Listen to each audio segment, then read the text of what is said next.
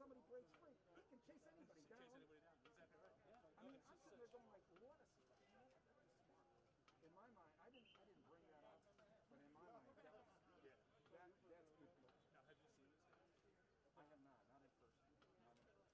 So, but you know, tend to jump out every year. Well, you know what Coach Vecchio said before the game is that he was concerned with the fact that Mifflin hasn't had to play 4 quarters yet for Exeter.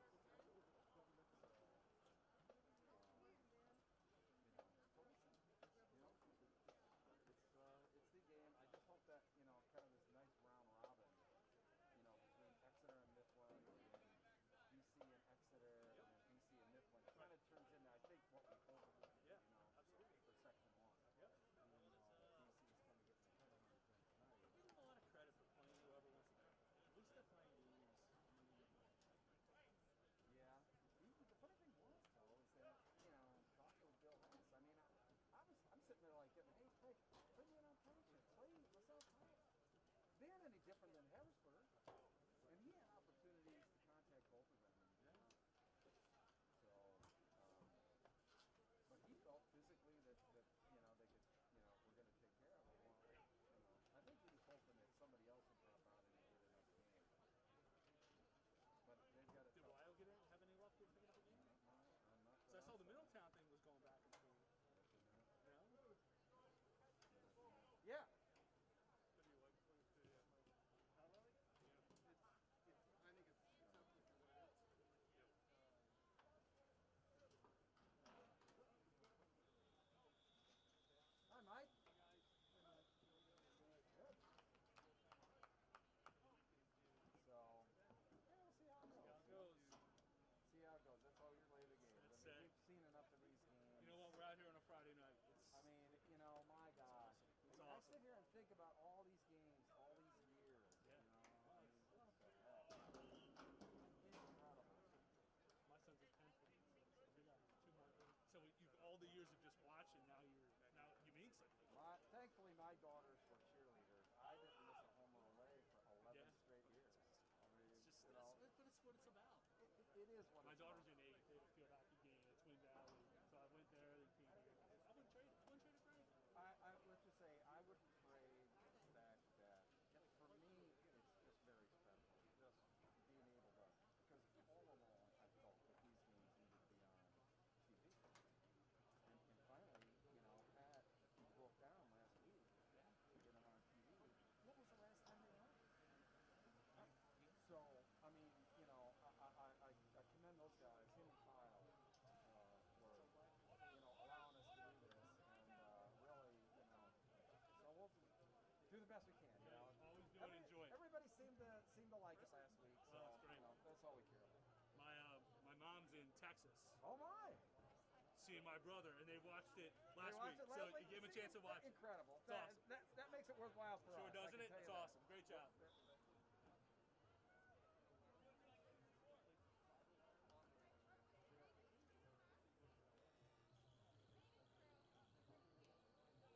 Oh my!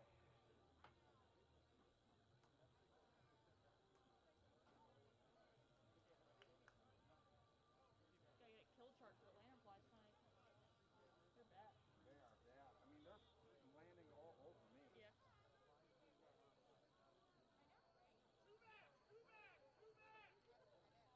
I came from softball practice, and one like landed on my ear. I'm like, you know what? Puts me over the edge. You look like you're losing some weight, not the, you know, I mean. Yeah, just a little bit. Yeah, and you said you're going on that wild fitness now? Or? No, I end up. I moved back home during all this, and so I got a spin bike and dumbbells for my parents' basement. So I have the Peloton app. I do that like every day.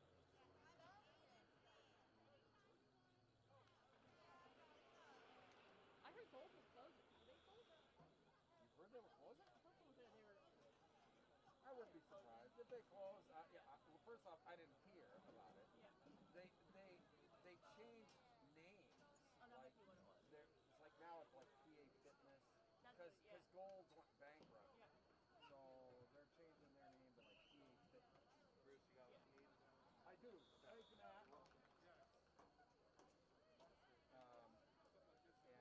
Yes. Yeah, I know they changed the name and that. So, and I started it with a trainer here a couple of weeks ago, Okay. just to get at goals. Okay. Or well, it's still goals, yeah, Yeah. but I mean, to kind of change things up a little bit. Yeah. So, yeah, I like it. I like it. It's making me do stuff that I wouldn't normally do. Yeah. You know, so. That's for the Peloton app. Hey, Marissa. Yeah. That camera is currently live. Okay. Streaming with, it might be actually taken down. It might just come to the video.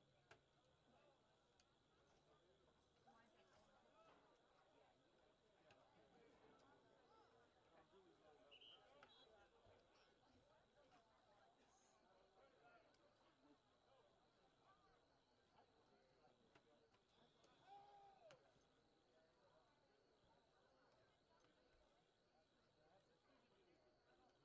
Hello. or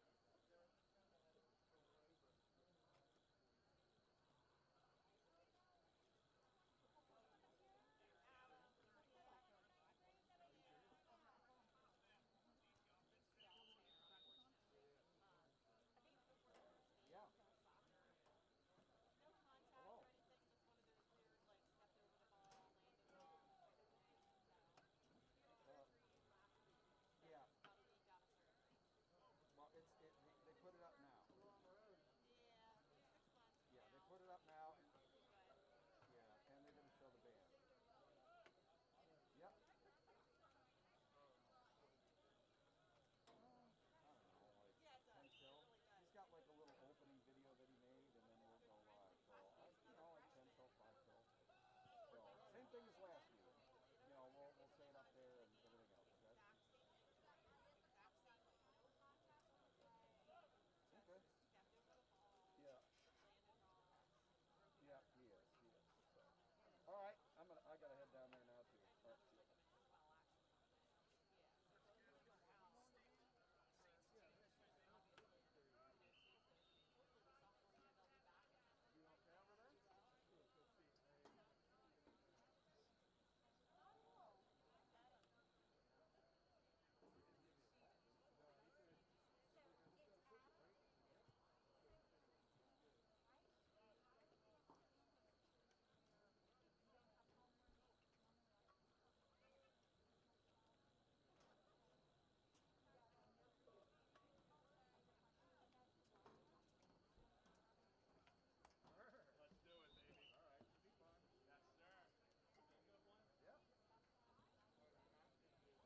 All right, should be fun. Yes, sir. You a good one? Yep. Did you miss it? The link? Yeah, I would. Next time I would look on like the Power Line Memory is Twitter. great too. He has a special desk and he can screen his team. Kind of gives, yeah, he did that on Sunday. He screened the rest of his team. At my desk. It's like, you know, his memory is great. He'll be back. Actually, I think he did 10 posts at the desk the next day. So.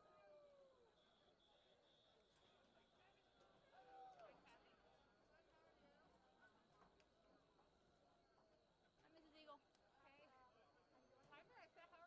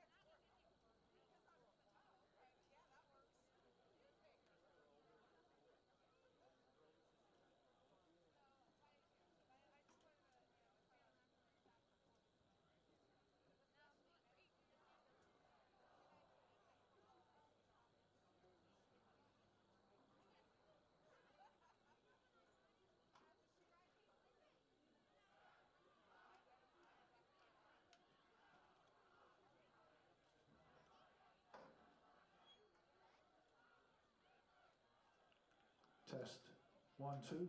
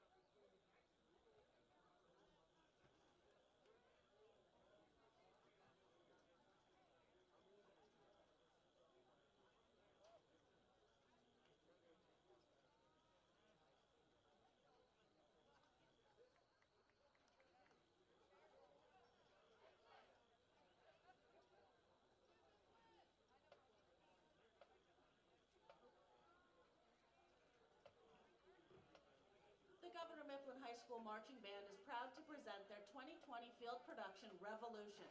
Arranged by Tom Wallace, our show includes Rebel Yell by Billy Idol, Another Brick in the Wall by Pink Floyd, and Uprising by Muse. The 2020 Governor Mifflin High School Marching Band is under the direction of Andrew Casano. His staff includes Joshua Underwood, Assistant Director, Amanda Gestwhite, Color Guard Instructor, Seth Musser, Percussion Instructor, Ben Migrowski and Emily Remp, Music Instructor, and Hope Opaque, Program Coordinator. Queen of Bandland. Student leadership includes drum majors Lane Racy and Maggie Boggs, Brendan Weber, Woodwind Head Section Leader, Kaylin Shoemake, flutes, Cassidy Schultz, clarinets, Nathaniel Wirt, saxophones, Faith Bentz, Brass Head Section Leader, Kendall and Judd, high brass, Justin Cosgrove, low brass, Jack McCosh, and Anthony Sam, battery percussion. Cherise Otu and Melody Watts, front ensemble, and Caitlin Perez and Kylie Reeser, color guard. The band would like to thank the Governor Mifflin Music Association and Governor Mifflin School District Administration, Superintendent Dr. Stephen Gerhardt, and the high school principal, Steve Murray. We would also like to thank the greater Governor Mifflin community and Mustang Nation for their continued support of the program. We hope you enjoy Revolution.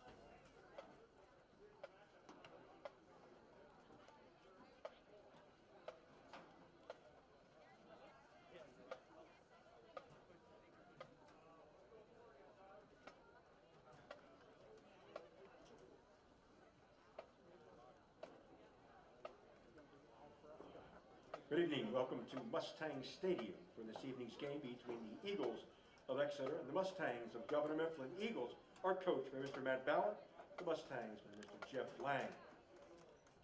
Here are the starting lineups for the Eagles.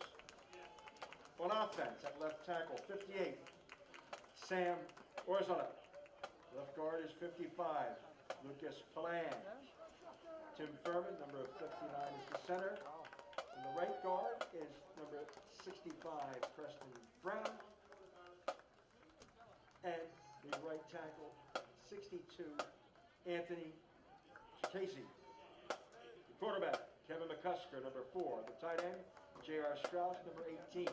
Eric Nagel, running back, number 23. That's Nangle. 48, Joey Schlaffer, wide receiver. Number 5, Carson Schmidt is the wide receiver. Number 20, Gio Norbatowski, wide receiver.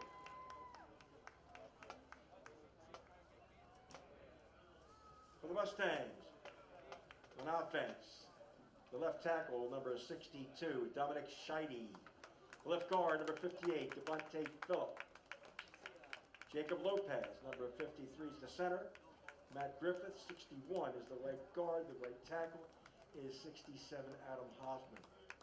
The tight end, number 11, Cameron Stewart, along with number 85, Nate Goodman. Quarterback is number 5, Connor Marinette.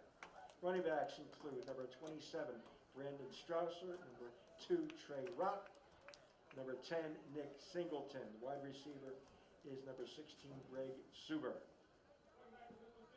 Defense for the Mustangs, 73, defensive tackle, Mason Clare.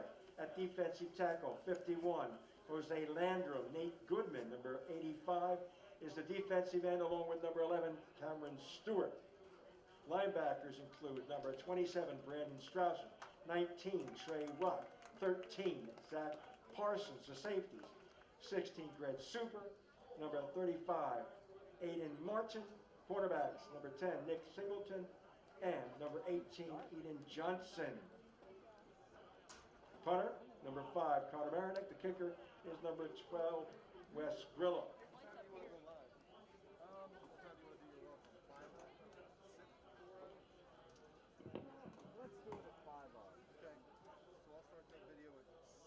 The Governor Mifflin School District requires a face covering to be worn at all times while in attendance at Governor Mifflin Stadium. Also, please, social distance, and we thank you for your cooperation.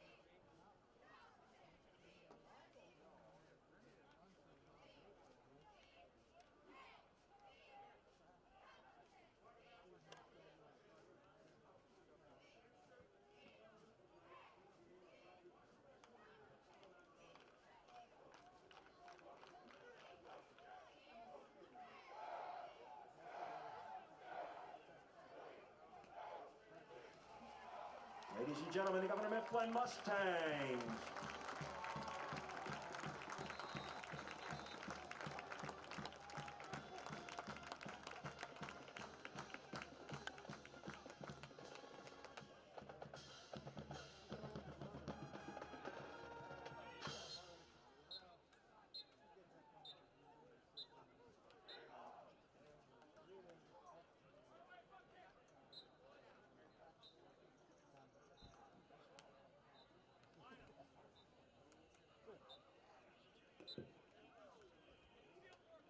Ladies and gentlemen, this evening's alma mater is presented by the Governor Mifflin. This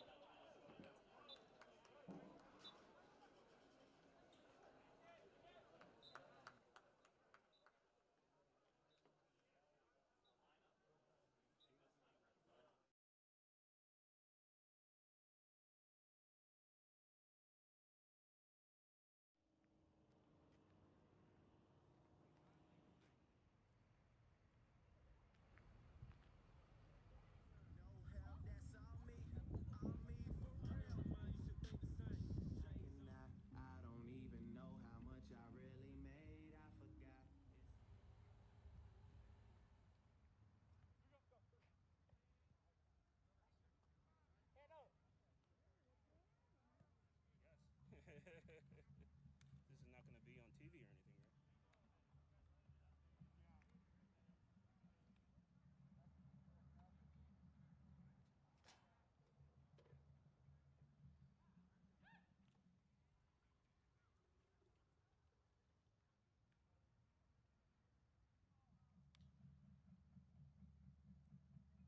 right? Good. Hello, how are you doing?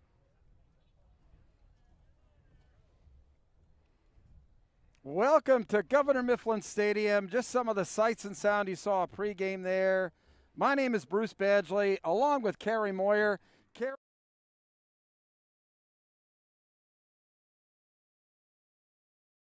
a huge game in Burke Section 1 tonight. Oh, absolutely. And, you know, it was a few weeks ago when we saw this was going to be, you know, potentially on the calendar, you know, October 9th. And, you know, I tweeted it at you, and here we are. We finally made it. All the other stuff from 2020 aside, we're here, and we're ready for a heck of a ball game, Bruce. Yeah, it's going to be pretty incredible. You know, Exeter comes in, and Governor Mifflin undefeated here, and we got the alma mater going in the background. We'll just cut to that here at the moment.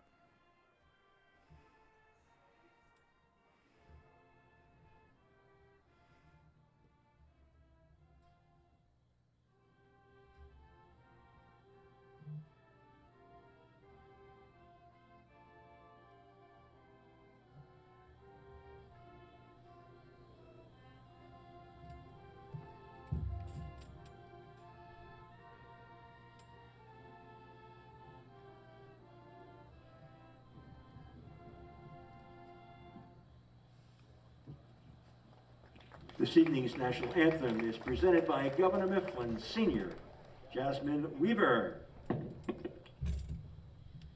Oh, say, can you see by the dawn's early light what so proudly we hailed at the twilight's last gleaming, whose broad stripes and bright stars through the perilous fight o'er the ramparts we watched were so gallantly streaming, and the rocket's red glare, the bombs bursting in air,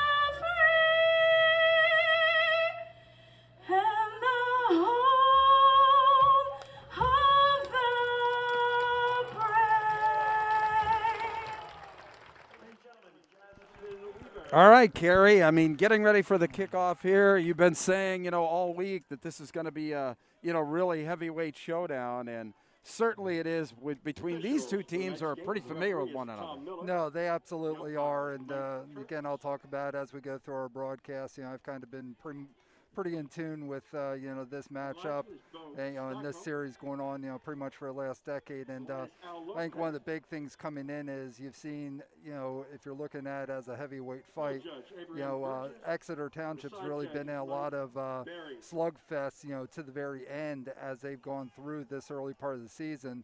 And Mifflin's kind of come out with the KO punches very early, put teams away early, and really hasn't been contested at all. So we're going to see how it all shakes out tonight. Absolutely, absolutely. Glad you can join us here. I had a lot of nice comments from people all over the country that tuned in, last week. So really looking forward to this one. As we're getting ready for kickoff, as always, you can give me a DM on Twitter at Cary Moyer, at C-A-R-Y, Moyer, M-O-Y-R, and let us know where you're watching from, and we'll get it on the air on our broadcast. Absolutely. And, Cary, one of the things that is probably going to be, a large part of this game in determining the outcome is special teams. So here we go.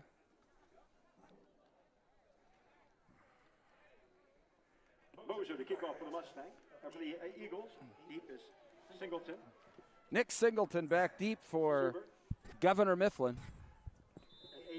So, of course, Nick Singleton, a household name here in Berks County. A little bit, some new faces in the kicking game. Ooh, Martin mishandles it, picks it up.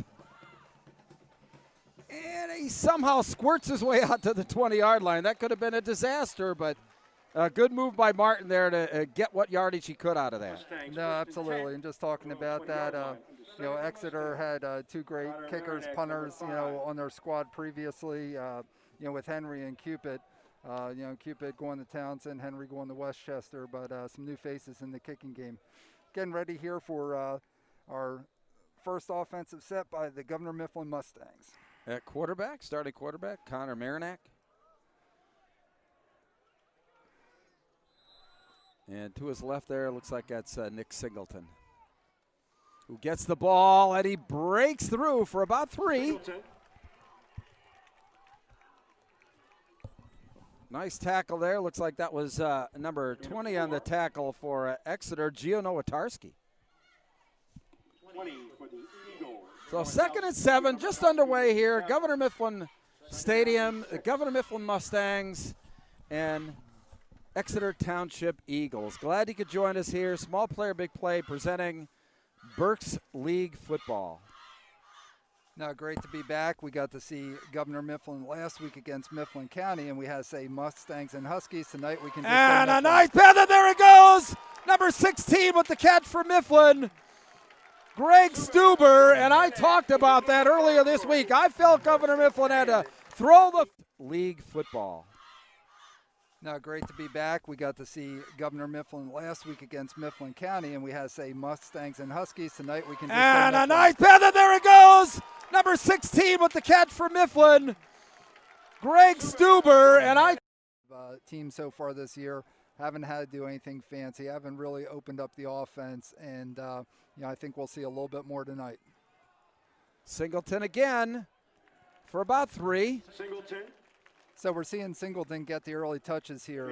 Again, they've got 3 great running backs that, probably could carry the load on just about any teams, with Brandon Strausser and Trey Rock also in Singleton. So it's, Singleton here in the early going. So 2nd and about 6. Ball's on the 29-yard line of Exeter, just underway here at Governor Mifflin Stadium. Again, heavyweight showdown, District 3 5A, the 3-0 Exeter Eagles visiting. Strasser breaks free and into the end zone. Brandon Strasser broke a tackle and he was gone, Cary. No, and that's what I was talking about. Of course, again, heavyweight showdown, District 3 5A, the 3-0 Exeter Eagles visiting. Strasser breaks free and into the end zone. Brandon Strasser broke a tackle, and he was gone, Kerry. No, and that's why coming through on offense for the Mustangs. Looks like that schools for the extra point, and it's good. 7-0. Governor Mifflin, 10-10 here in quarter number 1. Very interesting there, Kerry. Boy, really showed the versatility of the Governor Mifflin offense.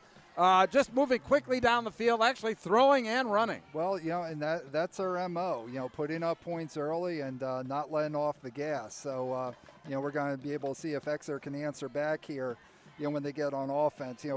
At quarterback is, senior Gavin McCusker. He's 29 of 54 so far on the season for 475 yards with 3 TDs. We'll see Eric Nangle, the leading rusher for the Eagles, with 53 rushes for 346 yards, 6.5 average, and 3 TDs. In receiving, they kind of spread the ball around a little bit. Joey Schaffler, a 2023 guy, he's got 13 catches already for 324 yards and 3 touchdowns. And, of course, you can't forget J.R. Strauss and Carson Schmidt in the passing game for Exeter as well. Wes Grillo to kick off for the Mustangs. Are we all right? Are we on? We on? Okay. Mifflin to kick off.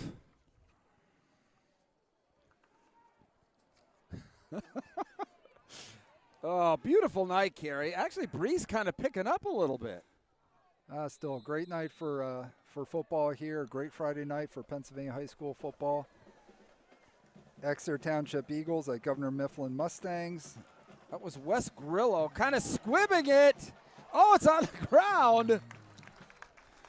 Okay, and again, we'll come back to how many different variations of kicks will we see tonight, and your descriptors for them between squibs, pooches, drives. Yeah, squirt, yeah. A lot of S's so far. We'll find other ones, I'm sure. But all right, so Exeter now coming out on offense, led by senior quarterback Gavin McCusker.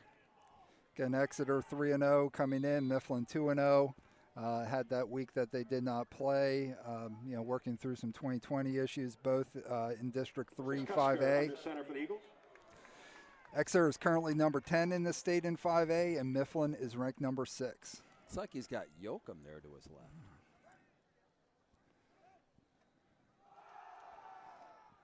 And he runs it himself into the line for a couple. So again, McCusker's a accomplished passer. Has done really well. For Exeter, showed a lot of leadership in the playoffs last season. As far as Nangle's kind of emerging as running back 1 there with his touches and carries, but you got 2 bruisers back there that'll touch the ball too with J.R. Strauss and Ty Yoakum. And Yoakum there to his right again. So McCusker tries it again with the heavy right up the gut. McCusker, the keeper. 10. Yoakum leading the way on the blocking 13. there. Parsons with the tackle. So good gain there. Going to leave about 3rd and 2 for Exeter on their opening drive. We've got 9 minutes and about 15 seconds left here in the first quarter. Governor Mifflin up 7-0 over Exeter Township. Yeah, and Ty Yoakum's one of those guys I talked about this week as an emerging player. He's a junior. He's a 2022 guy. And, he's got one of those things that, is just burns him that can't be taught. He actually accelerates when he makes contact, whether it's on offense or defense. And, he's definitely, a big part of the run game blocking-wise for Exeter. It's Noggle and Marshall, and they're running McCusker again, and he's got a big hole up across midfield to about the 48-yard line of Governor Mifflin. Pulled down by number 13, Zach Parsons. All right, well, this is definitely by design. So, Coach Bauer, again, been around a long time here in Berks County with the Exeter Eagles. Jeff Lang on the other side for the Mustangs, 4th year as head coach, longtime assistant under Vecchio. Coach Bauer must have had something coming in that, he saw and just taking it right up the gut with the quarterback here and getting a first down. So McCusker, that's Nangle. And a couple. Maybe about 3. Good gain there. They're definitely pounding right up at that Governor Mifflin defense, Kerry. Well, and again, you want to look at some of the psychological part here. You're kind of playing, Mifflin's game with Mifflin of just pounding. And, Yeah, keeping it between the tackles and just pounding here, getting positive yards, bringing up a 2nd and 7 with 8 minutes left here in the first quarter. Exeter Eagles have the ball. So as you said, 2nd and about 7 here. It's been just straight up the middle so far for Exeter. Now McCusker back to pass, and I don't know where he was throwing there. Incomplete up the middle, so it's going to make it 3rd down and about 7. Yeah, no, it looks like he is trying to, come across there. I believe it was Joey Schaffler he is trying to hit. We'll talk about him throughout this broadcast as well. But looking at this, and again, they really haven't been contested yet. But when you look at this defensive backfield that the Governor Mifflin Mustangs have, it's pretty top notch. Of course, Aiden Martin was our player of the week last week. He had 3 touchdowns, 1 pick 6, another on recovered fumble on a punt block, and receiving touchdown. Up the middle. He is short of the first down. Cusker. Typically when you run on 3rd means you're going on 4th, so it's going to be about 4th down and, boy, a long 3. And they are 4th down. Quickly up. 4th and about 3 at the Governor Mifflin 41. We've got 7 minutes and 15 seconds here in the first quarter, Carey. Big play. Oh, and a pooch kick. McCusker kicks it out of bounds. Looks like it's going to go out of bounds around the 20-yard line. So 1st and 10 for Governor Mifflin, their 2nd possession of this game, leading 7-0. 7:08 here in the first quarter, Carey. Well, a little bit of momentum there for the offense of the Eagles, but a little bending but not breaking there by the Governor Mifflin defense, and they're going to get the ball back here for the 2nd time. So Connor Marinack leading him out once again. Let's see who they've got in the backfield this time. Looks like Nick Singleton, and I couldn't see whether that it is Strausser, fullback. And it is Singleton just plowing his way. Yeah, I think one of the things, we've all known, and of course, for those who missed it, Nick Singleton became the Governor Mifflin Mustang career rushing leader last week in his 2nd game of his junior year. And his ability to put separation between himself and other, defenders, we've seen that. But, in a couple times with interviews so far this year, you've heard Coach Lang talk about he's running violent, and, he can certainly bang between the tackles. Strausser breaks free at midfield.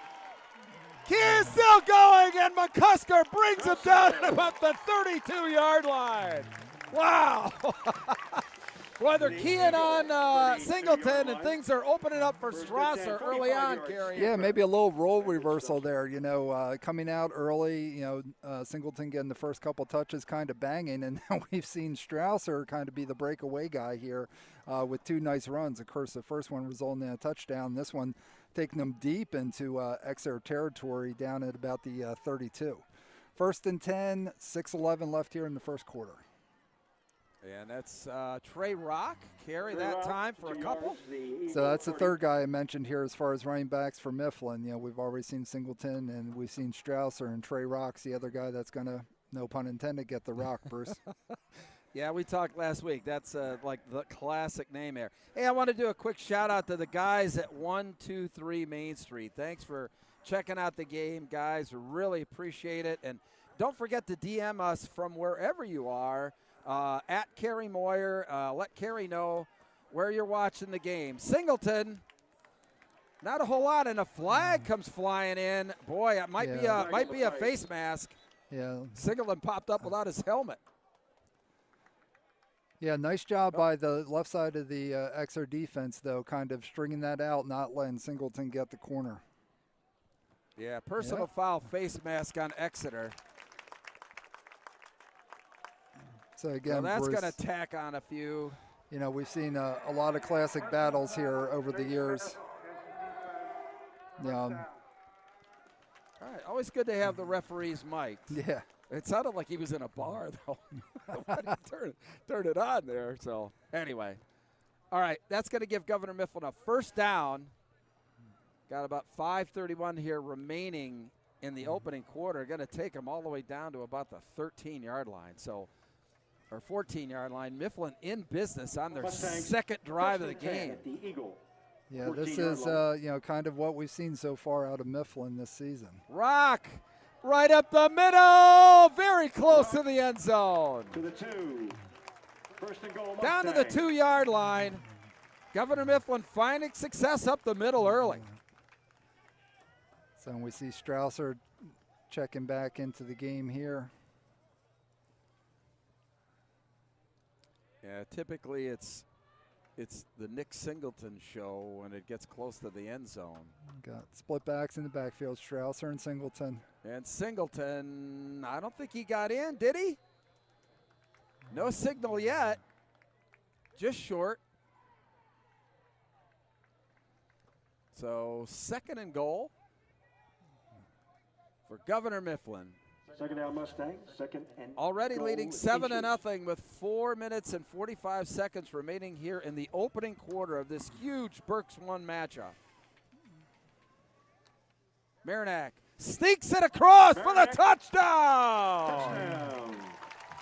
Well, spreading the ball around. Spreading the ball around is right. Strausser with the first, Marinac with the second. I mean, boy, Exeter must have to have their head on a swivel because it's coming at them from all sides from Governor Mifflin early on, Kerry. Well, I think the first week of action here with Berks County, nobody expected to see the game that Mifflin had against Wilson and just kind of foot to the floor and pouring on the points. And of course we saw it last week with Mifflin County, and early here in the first quarter, 4:36 left, we're seeing it happen again tonight. Schools with the point after, and it's 14-0 Governor Mifflin. 4 minutes 36 seconds remaining in the opening quarter. Again, talking about this matchup, really, you and I both been around, for a while, and I'm no stranger to these games. My oldest son played here at Mifflin, and graduated in 2012. Was I'm probably answered to some obscure trivia question. Was the Section 1 champion at Mifflin. Of course, met my wife Kel, and moved to Exeter, and my son Brett, was part of the 2015 Section 1 championship team. He is a 2017 grad from Exeter. And that was a heck of a team. He was the only starter on defense as a junior. Everybody else was seniors, and that's with Mennett, Weber, Longenecker. That was a heck of a crew. So they won the Section 1 title then, but it's really been dominated by, Governor Mifflin, the last decade, if not more. The last year's game, Mifflin came out on fire early, but had a, hang on for a 33-27 win at the end. A lot of players from last year's team are back again under the same head coaches. Again, longtime Governor Mifflin assistant Jeff Lang, now in his 4th year as the head coach, and Exeter is again led by Matt Bauer. All right, Grillo now. Oh, just kicks it out of bounds.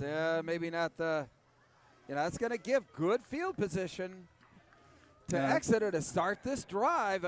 Special teams, I know that they want to squib it, but boy, they got to keep it in play. Yeah, so we're going to see Exeter a second time on offense here, and we kind of been hyping this all week as a heavyweight battle, and there are 6 players on this field tonight that already have Division I offers. I'll talk about each of them as the game goes on. Last week at Mifflin, we witnessed Singleton break the Governor Mifflin career rushing title record, and Aiden Martin was our small player, big play player of the week with his 3 TDs. And Governor Mifflin offensive guard Devontae Phillip was voted offensive lineman of the week by the BCIAA coaches. So, a lot of accolades last week for the players. For nothing. Nangle.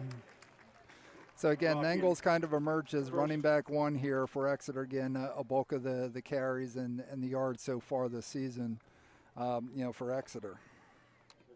27. Well, 2nd and 10 now. One with 2 Rock. So McCusker, Nangle to his left, at least right now.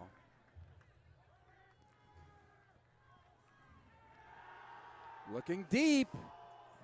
Incomplete. Threw it over number 84 there, Joey Schlaffer. Cusker's pass ball is incomplete. Yeah, and again, 3rd and 10. I'll talk about him. I kind of see him Eagles as one of the 35. emerging players here. Physical mismatch for a lot of D-backs, and has done some nice job, has some nice hands, and caught some good passes so far. The Exeter Eagles so far this year. So 3rd down and 10 now. Ball's on their own 35-yard line for Exeter. 3:59 remaining in the opening quarter. Governor Mifflin up 14-0. McCusker under pressure, and he's dropped, and he fumbles a football, picked up by Governor Mifflin. Mustangs cover. Wow, just what Exeter just couldn't do. Turn it over deep in their own end. Governor Mifflin takes over at the 20-yard line now. 1st and 10, Carey. Yeah, we saw this last week where, Governor Mifflin's, really their front four were playing, on the other side of the line of scrimmage, a lot of times when Mifflin County had the ball. We saw it again tonight, several guys there, including Cam Stewart, one of those guys I was talking about. He's a senior, and he's already committed to play at the next level at Rutgers. So Marinac now. And there's Nick Singleton dragging guys for about 5. Singleton. Looked like that was J.R. Strauss on the tackle. No, and that's quite a matchup there again. Nick Singleton, one of those guys, multiple D1 FBS offers from Power 5s. And, J.R. Strauss, a 2022 guy for Exeter. He's already got offers from Central Michigan, Bowling Green, UMass, and Buffalo. So, that was D1 Town up against D1 Town there. All right. Marinac to Singleton again, and he just keeps plowing ahead very close to the 1st down. And it looks like they're first down for Governor Mifflin, right at about the 10-yard line, Carey. Yeah, not a terrible job by the Exeter defense there. Not giving up the corner, but yeah, Nick Singleton's not going down with just one guy tackling him. So 1st and 10 for 1st and goal for Governor Mifflin. Going to have to score a touchdown, about as long as you can have to score a TD here, but Mifflin not any problem moving the ball thus far. Marinac, Strasser, right up the middle. Still going. Did he get in? Strasser moves. Boy, just short. My, oh my. They just can't get him down. Looks like, yeah. I couldn't tell. I can't tell whether they give it at the. With the majority of the refs putting up the 2 fingers, for 2nd down, and then we have one that was. It looks like they're signaling a touchdown. Well, he was a little overzealous. He was singling, 2nd down with both of his hands. Yeah, right. Just to get you going, Bruce. That's okay. I like to get going on the refs. Not in a bad way. All right, Bruce, if you have a lanternfly on your back, do you want me to tell you? Absolutely, and get it off of there. And that's Singleton diving across for the touchdown. Nick Singleton. And wow, Governor Mifflin really running away with this thing early, 21-0 with 2 minutes to go in quarter 1, Carey. And that's their MO, and they're spreading it around. Again, 3 touchdowns here offensively, which we saw it every which way last week, multiple times on special teams, but 3 different guys, taking the ball across the goal line for the Mustangs. Schools now with the boot, and it's good. Jackson School. 21-0. Governor Mifflin, 2 minutes to go in quarter number 1, Carey. And wow. So really, what are we going to see here, Bruce? Again, this is what Mifflin's done all season. The teams, last year Mifflin got a big, early start. Kind of went out running against this Exeter Eagles team, and then Exeter kind of settled down a little bit and made it a ball game until the end. So really we're going to find out now, but we still have two minutes left in the first quarter, Bruce. Absolutely. I mean, it's I think it's a big possession now for Exeter. They've got to try and get this momentum going back in their direction. Holy cow.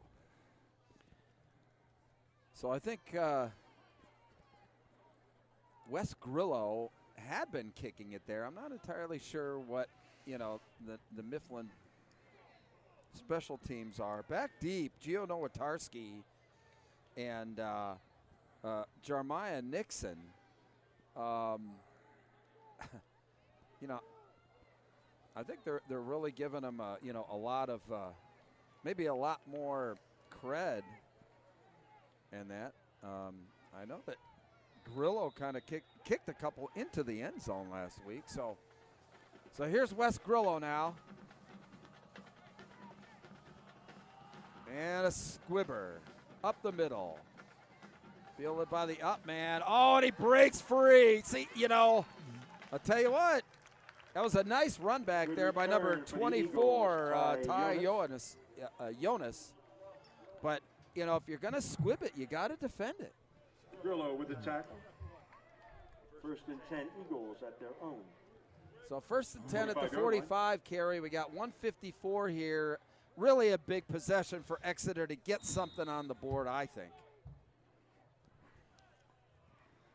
Have a few people checking in. Jeremy and Sherry Wunderlich, and their son is the freshman quarterback here at Governor Mifflin. They're watching our broadcast. All right, McCusker now. Calling signals. Out wide there, that's the number 5. Ooh, boy, Carson Schmidt. He got clotheslined. Ooh. Yeah, Carson Schmidt's been a factor in the passing game for Exeter here. One of the top 3 receivers so far early on in this season. But yeah, he kind of got horse collar, helmet, almost torn off. So they'll get some additional yards on this. Have Kay Henderson checking in from Florida again, as he did last week, and watching Singleton and Johnson. Appreciate that. Personal foul, face mask, 18 right, first down. So 15 yards coming. And that sets up Exeter with some really good field position now. Just when they needed it most, Gary. They're at the Mifflin 36-yard line. We've got about 1:45 remaining in quarter number 1 with the Mustangs up 21-0. A quick one out to the side. That's Schmidt again, and he's drilled down by Nick Singleton. We talk about Nick Singleton on offense, but he's been playing D-back for the Mustangs this year, and again looking at that defensive backfield for the Mustangs, that was a much better route, much better timing by Exeter, with McCusker and Schmidt there, but Singleton just shut that totally down. Still 2nd and 5, 5-yard gain there. They're looking for a quick out, and he overthrew Schmidt again. Pass falls incomplete, 3rd down. So again, kind of tweeted during the week, we got 2 games going on right now in the shadow of the pagoda up on the hill over on the other side of Lancaster Avenue. It looks like the last score I can see is it is 62-21. The Harrisburg Cougars up over the Berks Catholic Saints. Jeez, I was over there, before I came over here tonight. Got a lot of friends on both of those sidelines, but I didn't see that coming. Thought it was going to be a little bit closer. But anyway, McCusker now, who's really been running well tonight. Very close to a first down. Yeah, got the first down, kind of taking it outside. The tackles there here on the left side. Nice job, getting the forward progress, though, and it looks like it's going to be close. 4th and less than a yard for the Eagles. Yeah. 4th down, less than a yard. We got Ty Yoakum there in the backfield.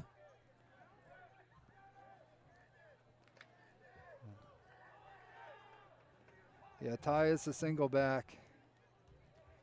Got trips up top, 3 guys out there for the Eagles. Yoakum got the first down. Yoakum. Again, Yoakum, and again, we saw him last year. He's a junior now. Between the tackles, he's so tough. Whether it's, fullback or, inside linebacker, going downhill, he's just, like I say, he's one of those rare guys that he accelerates on contact. And, great job there by Ty Yoakum getting the first down. Exeter, this is huge for them to punch it in. Under 10 seconds now remaining in the first quarter, and that's going to be the last play as we get ready to flip sides here, heading into the second, Bruce. Yeah, and a first quarter dominated by Governor Mifflin, leading 21-0. over Exeter, but give Exeter some credit. They're putting together a drive when they needed it most. They're going to be on the 23-yard line of Governor Mifflin. When we start quarter number 2, it'll be 1st and 10. And, you know, it has been really interesting, you know, the play calling so far by Exeter. I mean, using Gavin McCusker a lot, but, hey, you don't fault them. By running with the quarterback there, gives them that extra blocker, and quite honestly, that's probably been the best play for Exeter is using the quarterback right up the middle. Yeah, they had some success with it. You know, again, they're already down 3 scores here just coming into the second quarter, and you know, really, I think you know, we'll see the game start to diversify a little bit for Exeter as we go through. Our friend Coach O'Neill from Why I'm Missing Bruce, he's checking in. He's watching us tonight. Of course, Why I'm Missing Idol tonight. And all weekend, aren't they? I mean, I know that they were trying to get a game. And I was just saying Idol tonight. Let's hope they do. Okay. Yeah, you never know. You never know in 2020 when a game's going to crop up. That's for sure. A lot of them, there were a lot of late scratches this afternoon across the state. That's for sure. So, all right, McCusker now calling signals. Back to throw. Looking for Schluff. Oh, pass interference there. Yeah, nice job. And again, you know, talk about this defensive backfield for Mifflin.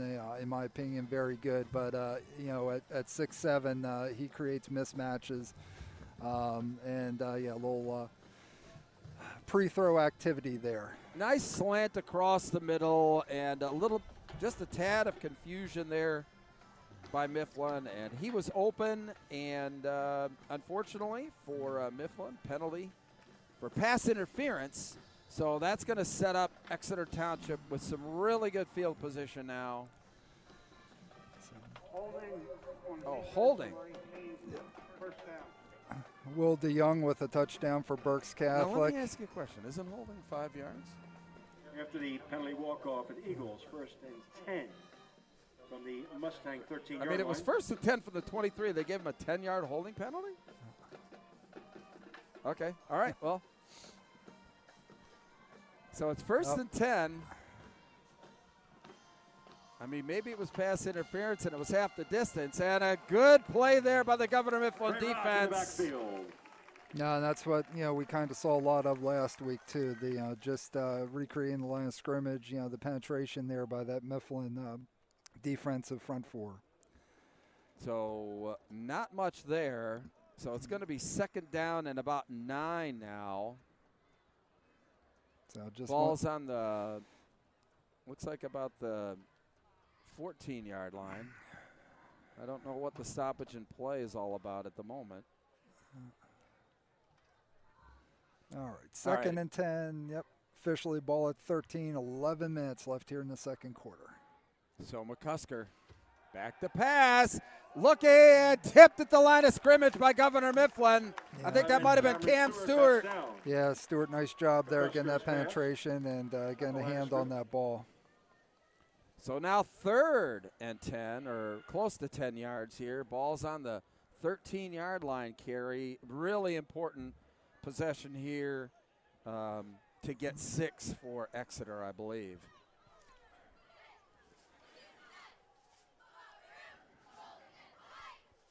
All right, McCusker. That's Nangle to his right. And we've got flags.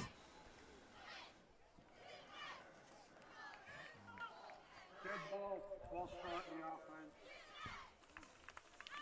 So it's going to back him up 5, Carey. So it's going to make it a 3rd down and pretty close to 15. Going to take him back to the 18-yard line. Governor Mifflin 18-yard line. Yeah, going up against this Mifflin defense, you don't need to give them any help. You know, you gotta, you know, cut out those mistakes. All right, McCusker now. Important play here. 3rd and 15. Under some pressure. Oh, I don't know if it was tipped or he just threw behind. Looked like trying to reach Strauss. So it's going to bring up 4th down. Looks like they're going to try a field goal. Mike Moser, I believe, is the kicker.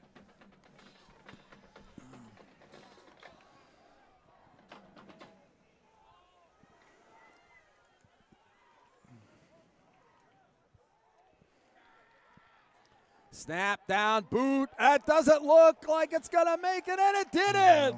Governor Mifflin with a big defensive stand.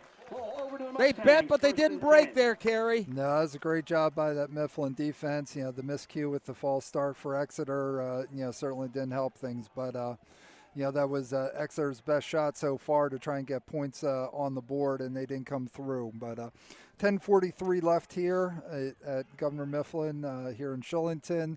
Second quarter. And here they come, the Governor Mifflin Mustangs leading 21-0, as you said. You know, Governor Mifflin's averaging so far offensively this season 330 yards a game. You know, and on the flip side, their defense is only giving up 135 yards a game. So, you know, obviously it's, you know, over double the amount of offense that they're putting up versus the defense of what they're giving up. Marinac looked like the up back. That is Strasser, and he is off to the races. Is anybody going to catch him? 80 yards! Brandon Strasser! Wow!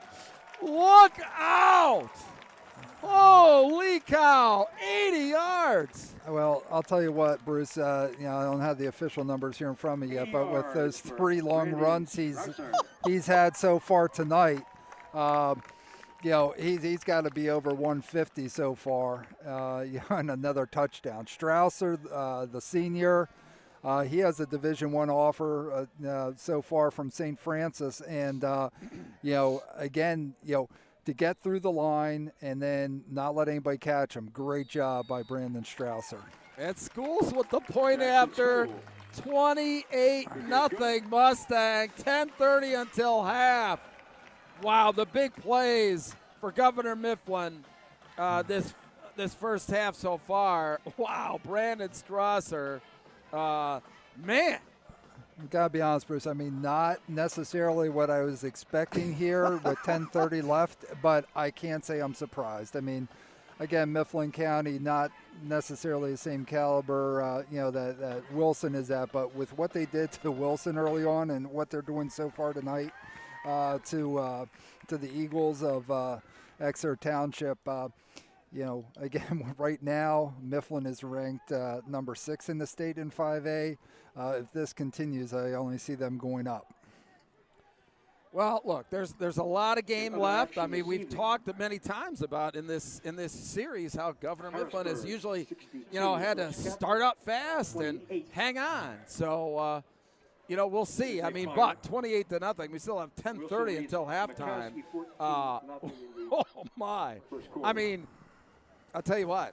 Just Mifflin is just putting a lot of weapons out on tape that other schools are just going to be, I mean, they're just going to be shaking in their boots. Well, again, you know, we only saw, you know, 1 or 2 touches for Trey Rock so far, but they've got 3 legitimate backs. Ooh, knocked his helmet off. Yeah. Oh, and a penalty. Oh, my. Yeah, I think there's a little extra I agree. chirping afterwards there, but clean hit.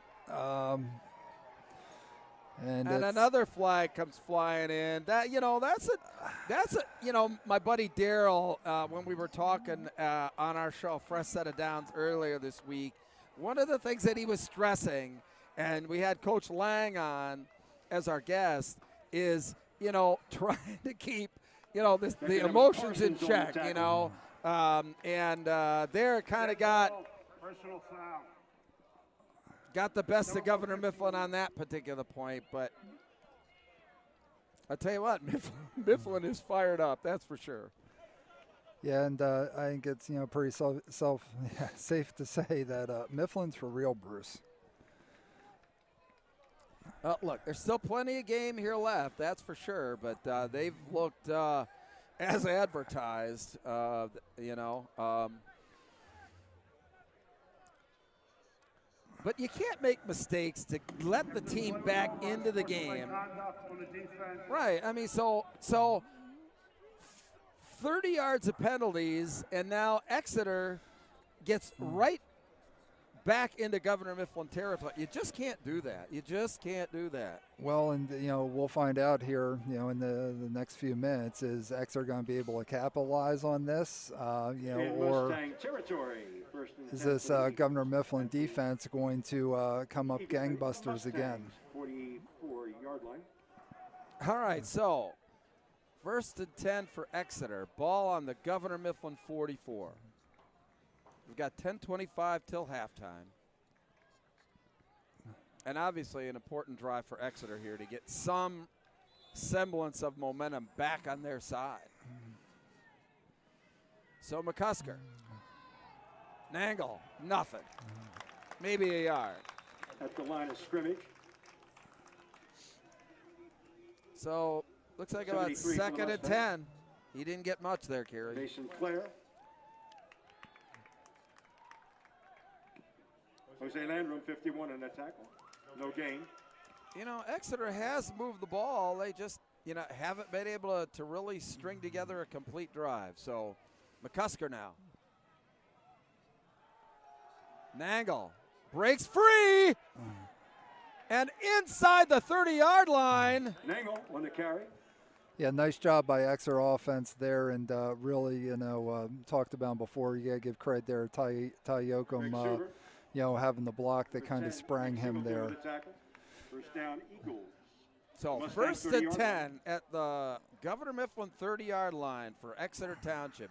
Very important drive to get some points on the board here. Yeah, just trying to focus in here a little bit, see what's going on up front with these two lines. Cusker, that's Nixon around the left side and got about 5. Nice play there. Yeah, positive yards again. And one of the things we saw a lot last week. I talked about just with that last drive. Good job by the Eagles up front on offense. And good blocking and not seeing that crushing penetration by the Mustang front four so far, with this series. All right, McCusker, that's Nixon now to his left. And McCusker carries it and kind of stacked up, but a decent gain. Gonna leave him about 3rd down and about Zach Parsons on the tackle. a long Brings up 2. 3rd and 2. So 3rd down, a long 2 for Exeter. Yeah, nice job by Parsons there on the stop. 3rd down and 2, 3rd down and 3, very manageable. Just got to make sure no miscues here. And Yoakum in the backfield now. And he's got the ball, powering his way for the first down. First down. I don't think that was Nangle, was it? That was Yoakum. No, it's Yoakum. And, again, between the tackles, run downhill like that, you need those tough yards. Inside, Yoakum comes up big time and time again. And Yoakum stays in there. Same formation, trips. They may be motioning out of it. Not sure. Timeout. Yeah, Governor Mifflin there with the timeout. So we've got 7:51 until halftime, Kerry. Governor Mifflin, 28. Exeter Township, nothing. And Exeter doing what they absolutely needed to do on this drive is burn some clock. And, let's see if they can get some points on the board. Hopefully 6 to get some of this momentum back on their side, because it's been all Governor Mifflin so far. No, it has. And I think that was a good timeout there by Mifflin. Again, a lot of these guys do go both ways, and talked about that Exeter offensive line kind of getting the upper hand so far this series. But just take the timeout, regroup, get your guys a quick blow, and some water, and get ready to come out again.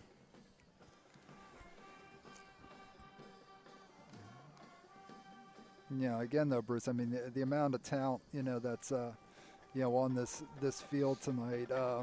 It's impressive. It's a heavyweight battle. It really is. Talked about Cam Stewart. Of course, the Governor Mifflin already committed to Rutgers. McCusker, the quarterback for Exeter, with an offer from Morehead State. You know, Strausser, talked about him. He's having a big game tonight, offer from St. Francis. Eden Johnson with an offer from William & Mary for Mifflin. You know, J.R. Strauss, Central Michigan, Buffalo, UMass Bowling Green, and Nick Singleton. You know, again, multiple Power 5 FBS offers. All right, McCusker now with Yoakum leading the way, doesn't get a whole lot. McCusker, the keeper. That was effective early for the Eagles. And Mifflin kind of stuffed that one, so a gain of about 1 is going to make it about 2nd and 9. Ball's on about the 18-yard line at Governor Mifflin. 7:30 until halftime. Yeah, again, certainly not at the point of critical mass yet, but I don't think there's anybody out there that, you know, would deny, you know, the Eagles getting a score here would be huge for them. McCusker looking for a play from the sideline. Coach Bauer. Nangle, he's got some room on the left side. Down the sideline. Booted out of bounds, but I think he got the first down. Yeah, they got the corner. That was a nice job, and, you know, just had to bounce a little bit there, but, you know, kept that forward progress going, was able to get the first down, which is huge. I think we're 1st and goal. Yep, the other sticks are going down, so it's going to look about first down from the 9. Eagles going in, 7:02 left here in the second quarter from Governor Mifflin High School in Shillington, Pennsylvania. Well, good drive on a short field for Exeter. Boy, those 2 penalties on the kickoff looming large right now, giving good field position for Exeter, and let's see if they can take advantage. McCusker right up the middle, didn't get there. Maybe a gain of 1. 13 for the Mustangs. Zach Parsons. So that's going to bring up 2nd and goal. So trying to bang the mill there. You know, again, high school hashes here, not like what you see the skinny hashes on a Sunday afternoon. Wide side of the field is to the right here with the ball on the left hash. So 2nd and goal from the 5 now for Exeter, trying to get in to the end zone for the first time tonight. Nangle, and he got in, I believe. Oh, just short. Man. Nangle on the carry, 3rd and goal from the 1. So down to about the 1-yard line. 3rd and goal. 6 minutes to go until halftime. Yeah, again, I think the biggest thing with this series is you know, seeing the coming together of that Eagles offensive line, and it's just not the running wild penetration that we've seen pretty much so far this year by that Mifflin defense, especially their front 4. Yeah, you know, especially on this drive, Exeter has looked very strong. And that it seems, I'll be honest with you, it seems like Exeter's gotten himself in trouble in the passing game rather than the running game so far. You know, and I mean, it's, you know, I don't know if it's an exact mirror image of last year, but I know, you know, last year Singleton had a big first quarter. You know, Mifflin jumped out early, and you know, one of the tighter games, you know, as far as you know, over this last decade here. So just under 6 minutes until half. Good time out there by Coach Bauer, getting everybody focused here.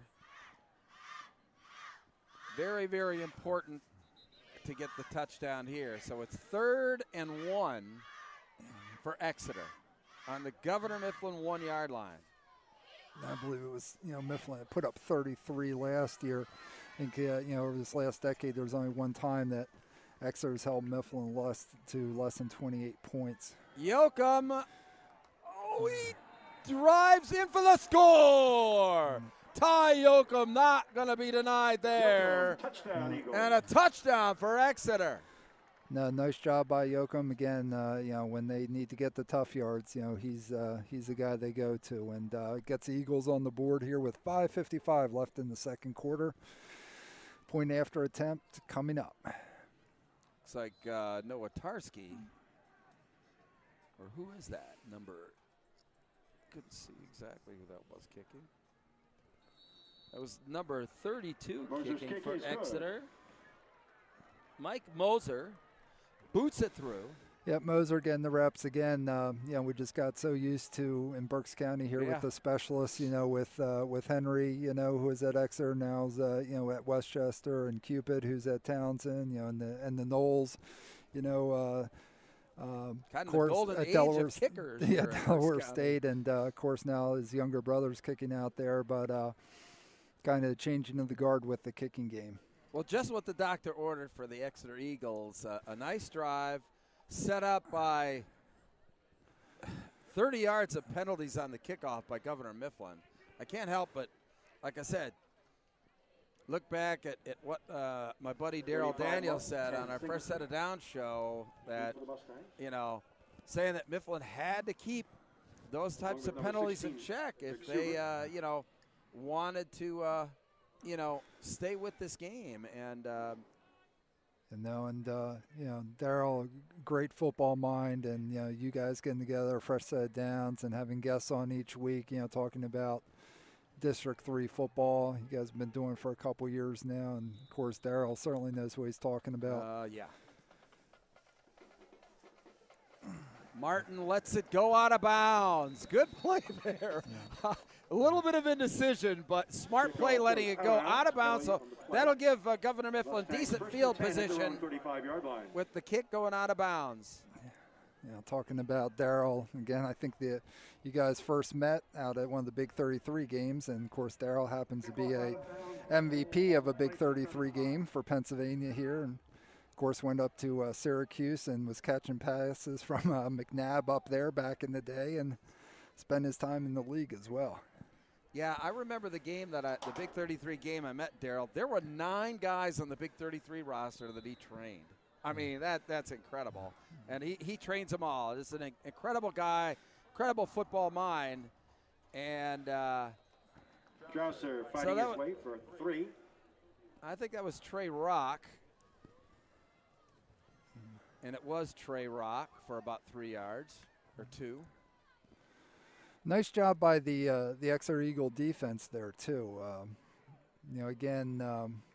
It's still early in the game. We're a little bit over halfway through the second, but that last offensive drive, Exeter kind of got their feet underneath them, and there's Nick Singleton tackled hard by Yoakum. Yard shy of the first. Wow. Yeah. Earlier in the game, I said that there's very few times you'll see one guy that's going to be able to bring Singleton down. Ty Yoakum's one of those guys that can do it. All right, so 3rd and 1 now for Governor Mifflin, trying to reestablish the momentum. With about 5 minutes to go here until halftime, the Mustangs lead 28-7 over Exeter Township. So it looks like Trey Rock, and Rock got it and up for the first down. Was it Strausser? 5-yard gain. First down, Mustangs. It was Trey Rock. 49-yard line. Public address announcers kind of freaking me out here. Every time I say one name, he's saying the other one. I'm going like, am I really missing it? All right. So 1st and 10 for Governor Mifflin. That was a big first down.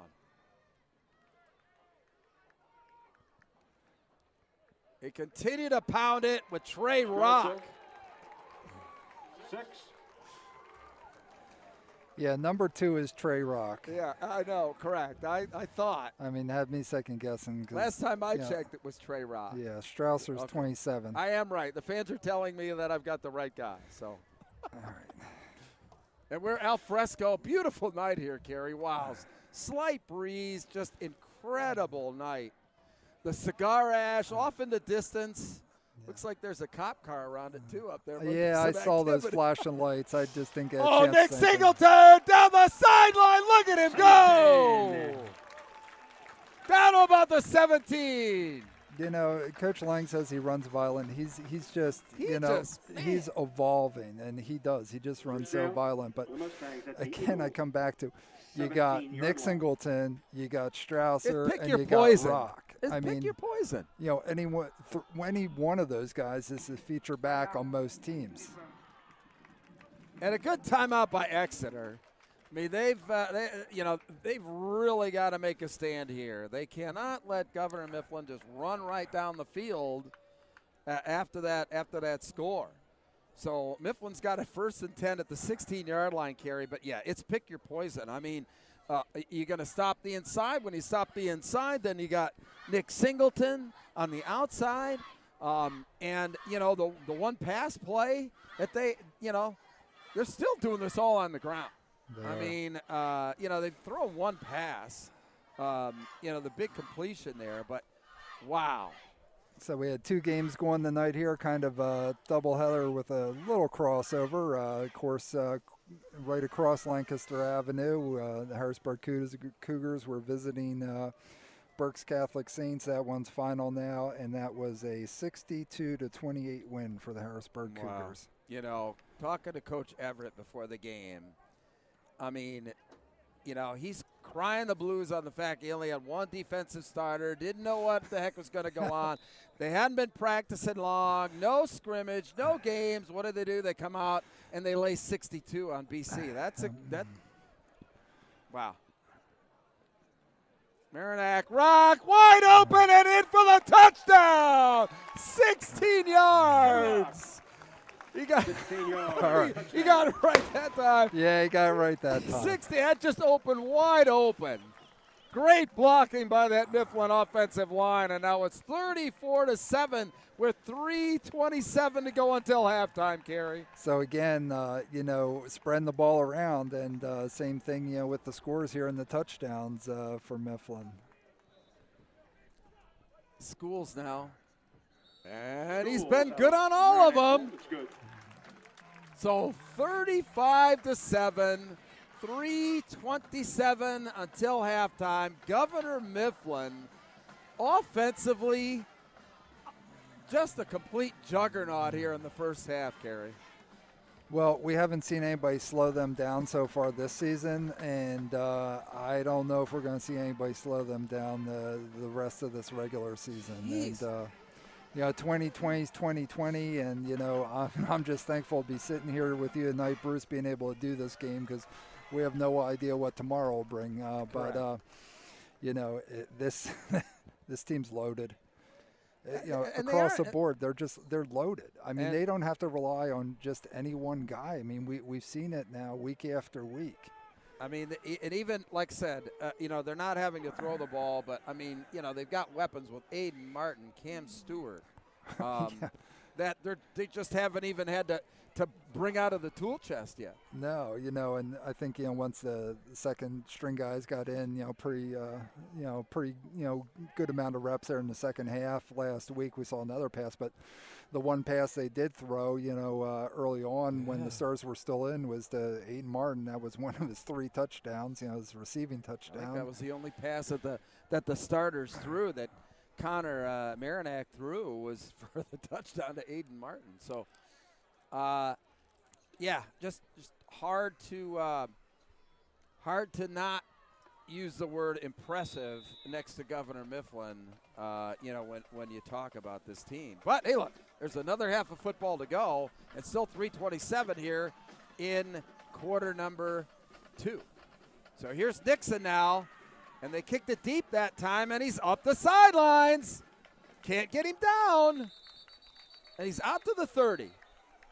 So Mifflin kind of groping for what strategy to use on the kickoff. They've squibbed it. They've kicked it deep.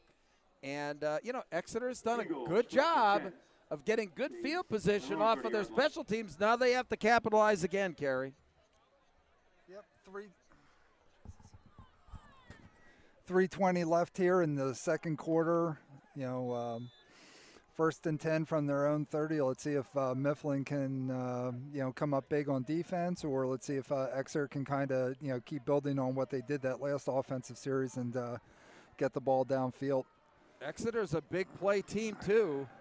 And here's McCusker running left for a loss. Maybe a loss of only 1 or 2. Yeah, we really haven't seen much with the Exeter passing game tonight, but when you look at, there's 3 guys that really factor in, with Schaffler and Strauss and Schmidt. You look at the averages of those catches, with Schaffler it's 24-9, Strauss 17, and Schmidt, 15.5 yards, per catch. But, we're not seeing that. McCusker now. And I think that's Nangle. And he got a good hole out to about the 36-yard line. Going to make it about third down and about, well, we've had these tweener yardages. That's 5.5, 6 yards. So, and I can even see it, even though it's not illuminated, Kerry. No, it's not. So it's third down, and the scoreboard's calling it 4. I'm thinking it's at least 5. So McCusker looking down the sidelines for Schlaffer, battling, incomplete. Did it look like the ref was trying to pull his flag out of his pants? Oh, I don't know. But that's wow. Eden Johnson on the coverage there, just great positioning. It was good defense. It was I thought he was reaching for his flag and couldn't get it, and that's why he didn't throw it. Again, Schlaffer can create mismatches, but Ian Johnson just great job on the coverage. And Eden Johnson, one of those guys who is a big part of this defensive backfield for the Mustangs. Has an offer from William and Mary already, and this time last year he was playing at Philadelphia down West Catholic in Philly, West Philly Catholic, and now is up here with the Mustangs. Well, just an important defensive stand here now for Exeter. They cannot let Governor Mifflin get any more points here with only 1:59 remaining in the first half. And I would just guess that Mifflin is just going to try and grind this out to end the half as they normally do. It doesn't matter if it's 2 minutes into the first quarter or 2 minutes left in the second. Exactly. That's what Mifflin does. So they give it to Singleton. He's got a hole! And he's up to he's got a first down, and there's a flag and another flag. Oh, looks like some extracurricular activity out on the side. Yeah, or even in-play extracurriculars, if that makes sense. There were a couple things going on there. See Yoakum, from Exeter. I don't know who was out here for Mifflin, but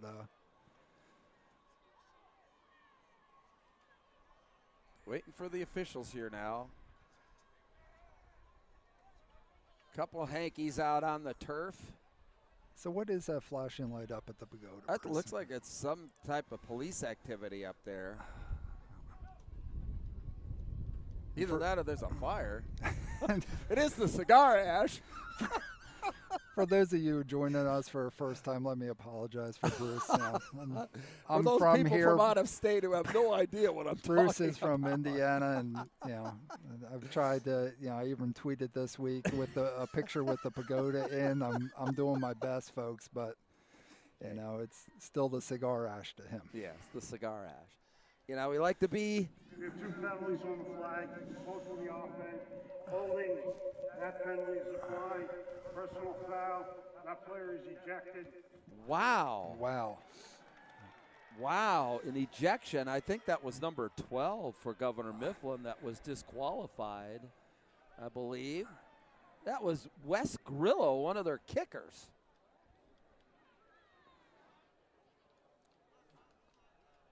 Well, he was outside here on the edge, in a receiver position, and again, I didn't see who it was for Mifflin. Saw, Ty Yoakum for Exeter coming back with his, shirt pulled down off of his shoulder pads there. So, like I said, you've got to maintain, just like my buddy Darryl said earlier this week, you got to maintain composure. There's 3. Really, 2 personal foul and an unsportsmanlike conduct call on Mifflin already in the first half. Now, there's 1:50 left to go, but Mifflin pinned back deep in their own territory. Officials still huddling there.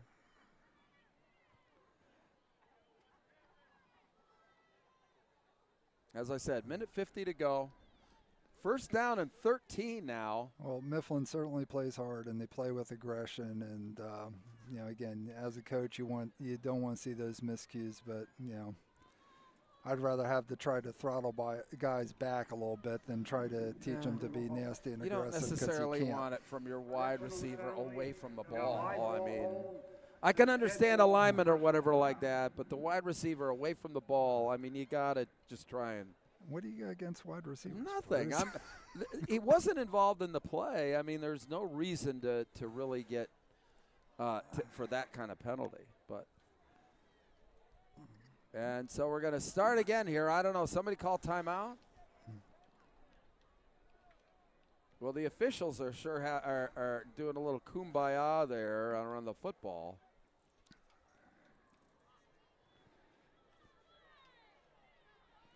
Did they indicate who called timeout?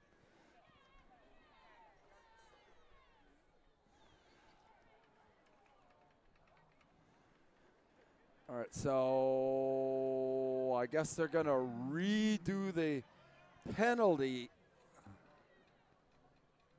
mark off.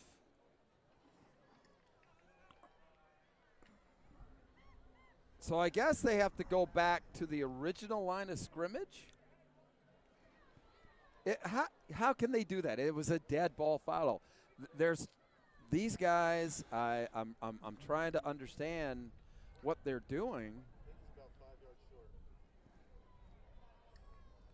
But it was a dead ball penalty. It should have been marked, I believe, from where the play ended up. But now Mifflin is way back inside their 10-yard line. Breeze really picking up, Carey, man. Yeah. My papers went all over heck. So 1st and 10, looks like from the 9-yard line after all of that, 1:42 to go. And right up the middle, I believe that was Strasser.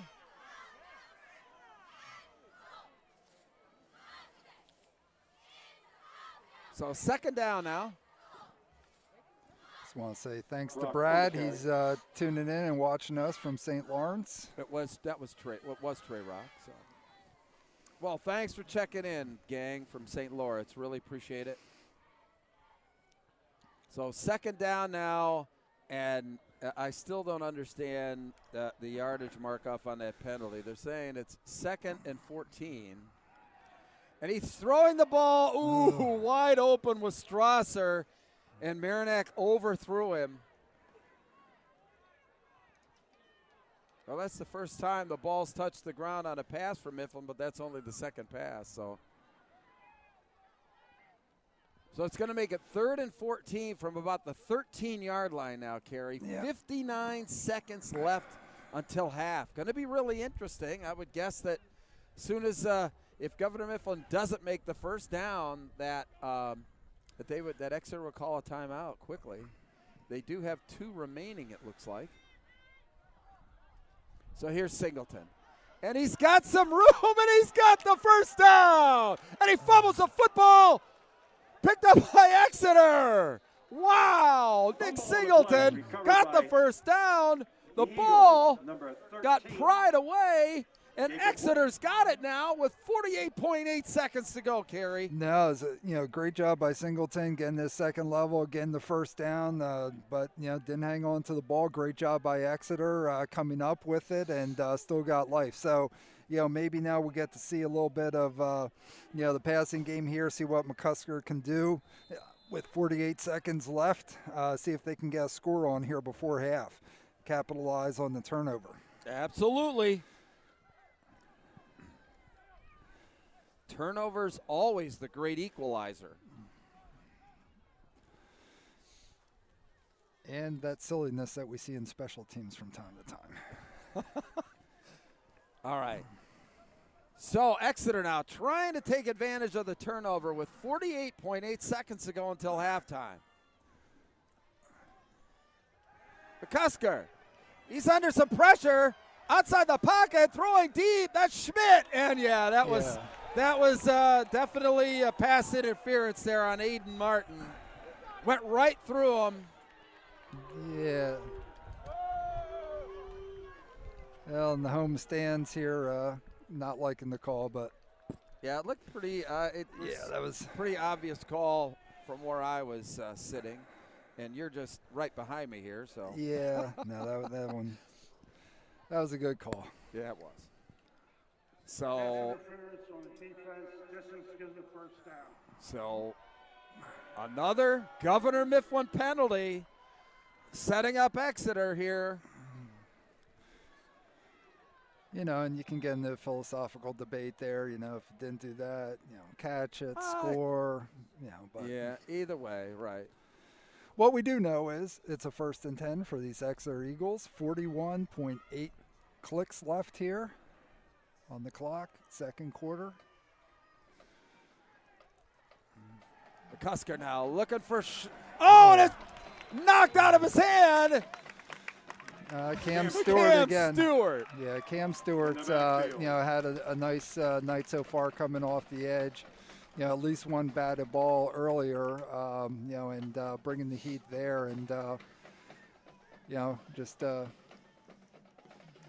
blowing that up before it got started. Brings up a 2nd and 10. Ball on the 30 going in here. 36.9 seconds left, second quarter.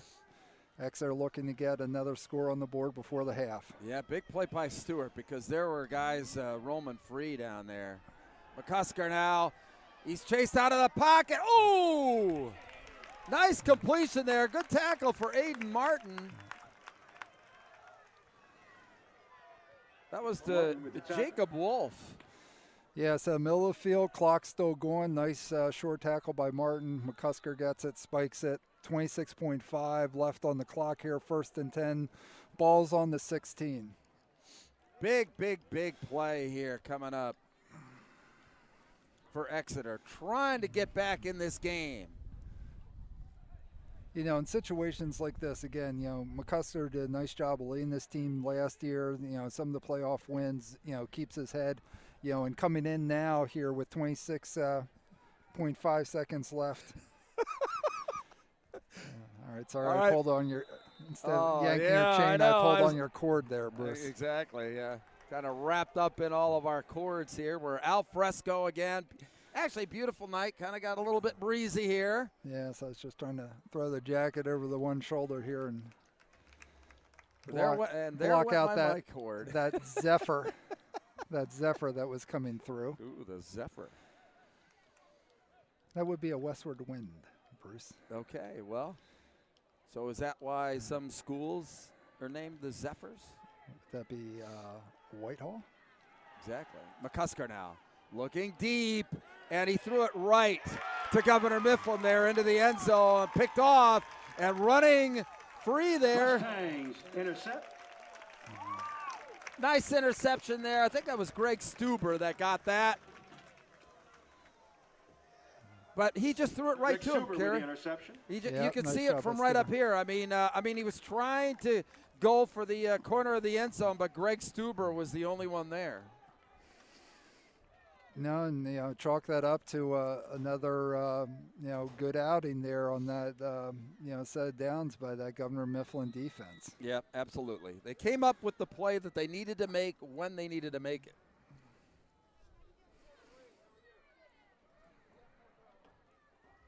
So I got to believe Mifflin is just going to kneel down here with 14.6 until halftime, but they're giving it to Singleton, and he's got a little room.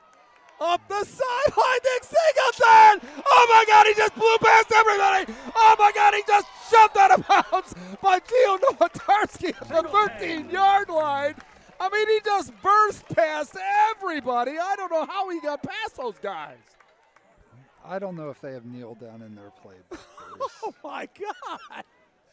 That was incredible. Know, again, that's Nick Singleton being Nick Singleton. You know, and he's got power now that goes with that speed. And Timeout, offense. So Governor Mifflin calls timeout.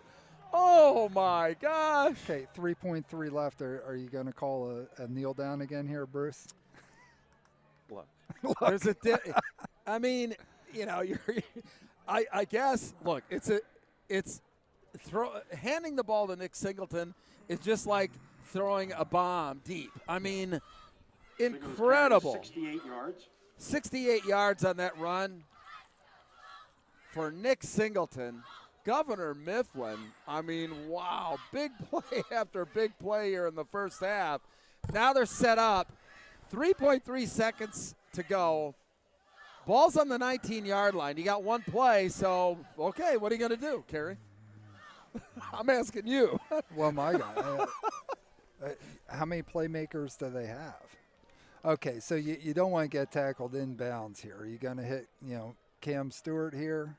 I got to believe you're going to throw the football. I do, but, I mean, they've got some guys.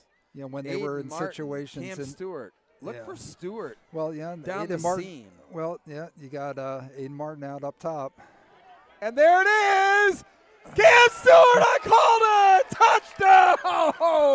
Whoa. Cam Stewart. 14-yard from Merrimack. All right, I don't want to get into a peeing contest with you here, Bruce, but I think I did say, yeah, do you hit Cam Stewart? All right. All right, I'll let you take credit for it. I said it first, but okay, you can. It's all right. It's all good. All right, so 41-7 now. Cam Stewart having a nice game. We've seen him off the edge on defense. Nice job there. Receiving touchdown again. Senior for Mifflin, committed to Rutgers. School's up and good. 42-7, Governor Mifflin. Wow, what a wild last minute of the first half. Yeah. And, just watch the body language here going off the field. I mean, my. Mifflin is beyond jacked up. What a turn of events. Exeter gets the turnover and driving in for a score. And, oh, my gosh, 2 plays later, Governor Mifflin's got a touchdown. I mean, just incredible. Just incredible. So how many total yards they have on offense so far, Bruce? I don't know. We'll find out from somebody. But, 400? I don't know. I mean, this is the night that we need Jim Berkman for some statistics. Strausser's probably got 150 on the ground. Singleton's probably up over 100 or close. Yep. Well, we'll be back in a couple minutes. I'm going to have Kyle Konkar, who's Assistant Athletic Director of Governor Mifflin, talking a little bit about the challenges that schools are facing, here in 2020, and then we'll see if we can wrestle up somebody else there, Kerry. We'll be back in a couple of minutes. Hang in, folks. I'll see you.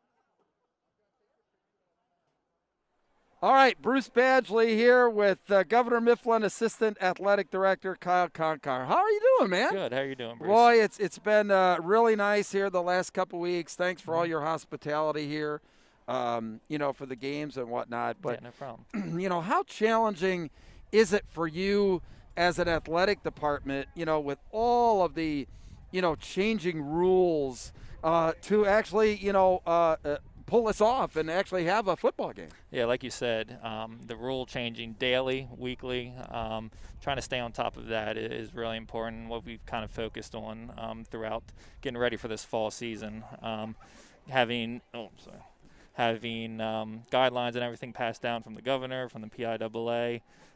Whether we were going to have a season. Exactly. Yes. Yeah, that was the main thing, but.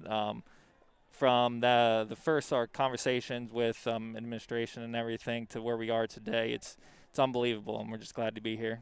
Yeah, it's great to be here, myself too. But, it's very interesting. But Carrie and I have, doing all these games, we actually did a game in Pottsville with no fans. Mm-hmm. We did a game with Fleetwood and Conrad Weiser where they brought in the band. They brought in all the fans for the band. They exited out and then, brought everything back. So seeing all the different, ways that schools are being creative in pulling this off is really interesting. So how did you guys arrive at how you were going to do this? So we had talks with, obviously, Superintendent Dr. Gerhardt, with a lot of other administrators, and we've kind of looked at what other schools were doing and what we could implement here at Mifflin. And we thought with the band over in the corner, with social distancing, with everything like that, we thought we had a good plan here to put in place where we could have fans, have the same sort of atmosphere. And have the cheerleaders, too. I mean, yes, the cheerleaders as well. Having a full complement of cheerleaders. You've got, got the band. You've got everybody spread out. You've got visiting fans here. Yes. I mean, this is really great. Yeah, we, like I said, the plan that we had in place, we could still create that high school football atmosphere with also keeping good with the CDC guidelines, with school policies, guidelines, everything like that. So we have a pretty good plan in place right now, I think so. Yeah, absolutely. I mean, so, what are you guys kind of planning for the future? I mean, what in your crystal ball are you looking at for, like, winter sports? Oh, winter sports. We're like I was saying before, just taking everything day by day. We obviously have winter sports in the back of our mind. We have volleyball going on right now, so we're kind of everything that's going into making volleyball work. We're trying to look at plans that we could put in place for basketball and everything else. Wrestling, all those sports. Wow. But yeah, we're who knows though? Every day by day, who knows what's going to come next week? Yeah, they said the PIAA said the same thing that they said all year up until they said that it wasn't, and that is, hey, we're full steam ahead on winter sports and everything like that. So it's kind of hard to really plan other than, all right, we're going to go full steam ahead then. Huh? Yeah, exactly. Yeah, I mean we're putting small plans in place for when we do get to that point, but. It's changes daily, so it's kind of just day by day. How do you walk that tightrope of, satisfying, parents and fans, and then satisfying all of your, requirements from health and safety? Like you said, it's a tightrope to kind of do that. But first thing first is the safety of all of our student athletes, all of our coaches, kids in school. We just want to make sure everyone's in the safe. And the way we put our plan in place is to have that safety first. We obviously have the few general public, fans, everything like that aren't going to be happy, but like I said, our number one thing is safety of the students and everything like that. So like we were talking about, our plan that we have in place right now, we have a good plan right now for football, all the sports in the fall that are following those guidelines. So it's been like that tightrope, but we've balanced it pretty well. Well, listen, thanks for having us. It's been a pleasure doing these games. We've had a lot of people check in telling us, hey, my friends down in Texas are watching it, Florida, whatever awesome. Like that. So, that's really nice. And, we'll see what the rest of the year brings. All right. Thanks for having me, and Thanks. enjoying being here. All right. Thanks a lot. Thank all right. you. We'll be back in a couple minutes.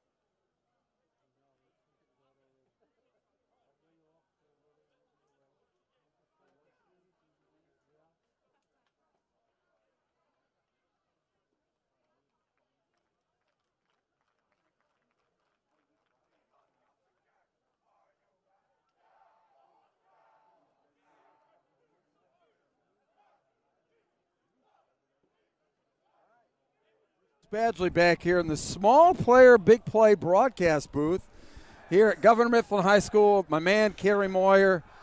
And quite an impressive first half performance by Governor Mifflin, leading 42-7 over Exeter Township. No, absolutely, Bruce. And you called it there at the end of the first half. That touchdown pass to Cam Stewart. Great, always catching up with people, before the game and at half. And, got to catch up with Mifflin's quarterback, Stad Marinac. And, just talk a little bit about what's been going on so far this year. And, great kid there, 3-sport athlete, doing a great job of leading this offense. Yeah, last week he was doing like baseball on Saturday. I mean, he was telling me like, what, 3 for 4 with a couple of doubles or something like that. He said hit a home run on Sunday. So again, loves football, looking and playing baseball at the next level. We were talking about that and recruiting a little bit, and some frat brothers of dad watching from Georgia to North Carolina to Delaware. We're making the rounds, huh? Yeah. So we're good. Dad's a former Delaware Blue Hen, and it's just great. Everybody that gets to watch. When we're on these live streams, and we've had people from all over the states, East Coast to the West Coast to out of the country, and Lewis checking in the other week from Cancun, and we love this, and it's always our pleasure for Bruce and I to be able to bring you these games, and hopefully we have a action-packed second half for you here, from Shillington, and just about ready to kick, Bruce. Trey Rock ready to kick the rock. And he nubs it.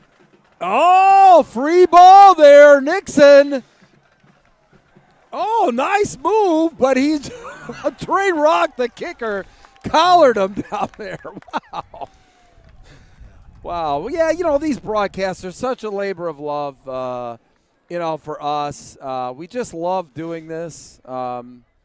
It's, been just an enormous undertaking from the time that we started this 3 years ago until now, how it's, evolved. We wouldn't be doing this if it wasn't for Alverna University and John King, and, it's just been an enormous amount of fun. We think that we're providing a great service, and we hope everybody likes it.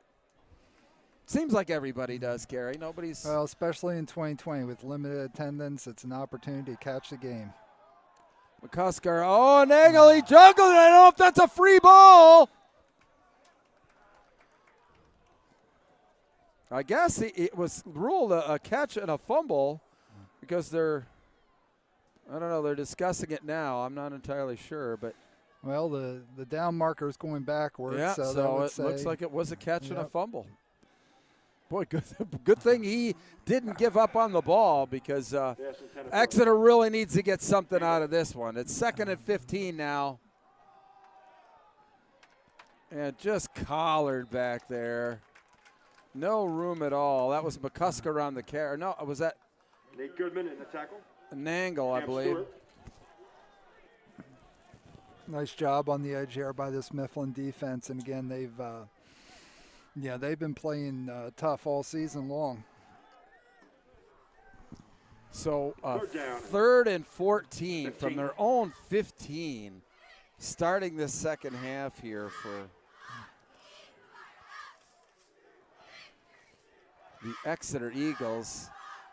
Looking deep, trying for Schlaffer, and he goes up between 2 men and makes a great grab at the 45-yard line.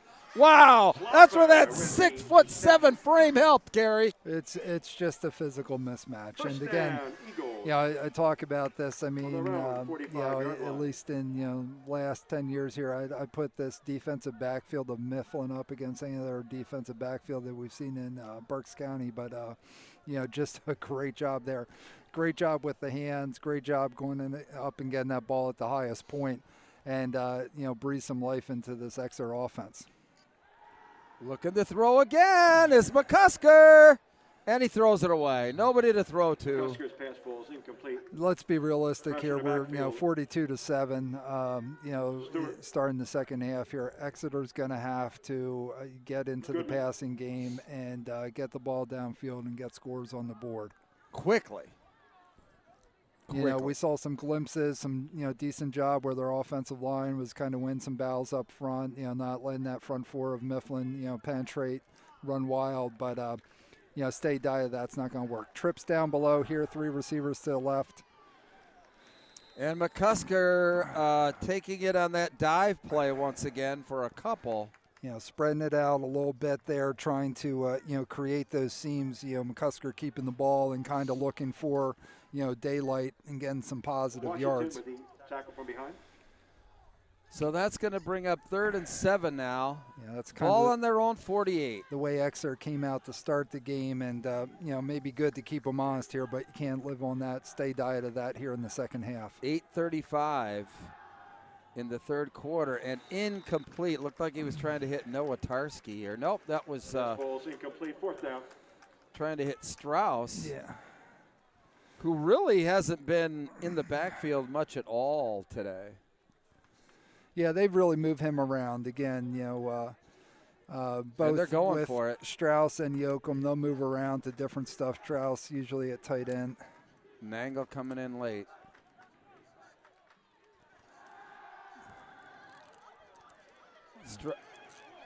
He's looking for Schlaffer wide open up the middle.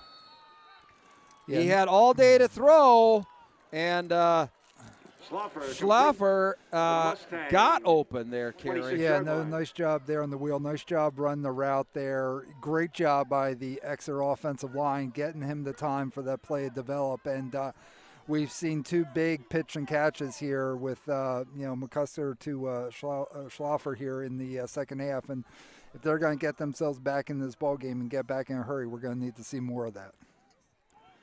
McCusker, and that's Nixon. And he powers his way up for about 8. For 7. Yeah, Nixon's a talented young man, and getting him some touches too is only going to help the cause here for Exeter. So 2nd and 4, 3. Had kind of some tweener yardages here tonight, but all right, McCusker. That's Nixon again, and he's getting outside. Does he get the first down? He does. Yeah. So 1st down for Exeter. The Governor Mifflin 15-yard line, just what the doctor ordered. A good drive here, but boy, they're sure burning a lot of clock. No. And I guess I can understand why, because it's a running clock, Kerry. I mean, 16. Yeah, sorry for zoning out on the air for a second, but if you're watching from out of state, you're not from Pennsylvania, we have these things that are called lantern flies. And I, knocked one of them off. One in my hand. Why are they all over? I just had no one idea. that just went inside my jacket and down my shirt that I had to get rid of. All right, McCusker takes it himself. Up the middle and very close to the end zone. Slammed down by, I think, Nick Singleton around the 2. So again, kind of talking about themes, this, big jumping out that we've seen by Mifflin's kind of what we've seen all year. When you look back at the game last year, it's kind of Mifflin jumping out early and then, Exeter coming back, falling short. Singleton down here below, at corner, looks to be just hobbling maybe a little too. Yoakum. Does he power his way in?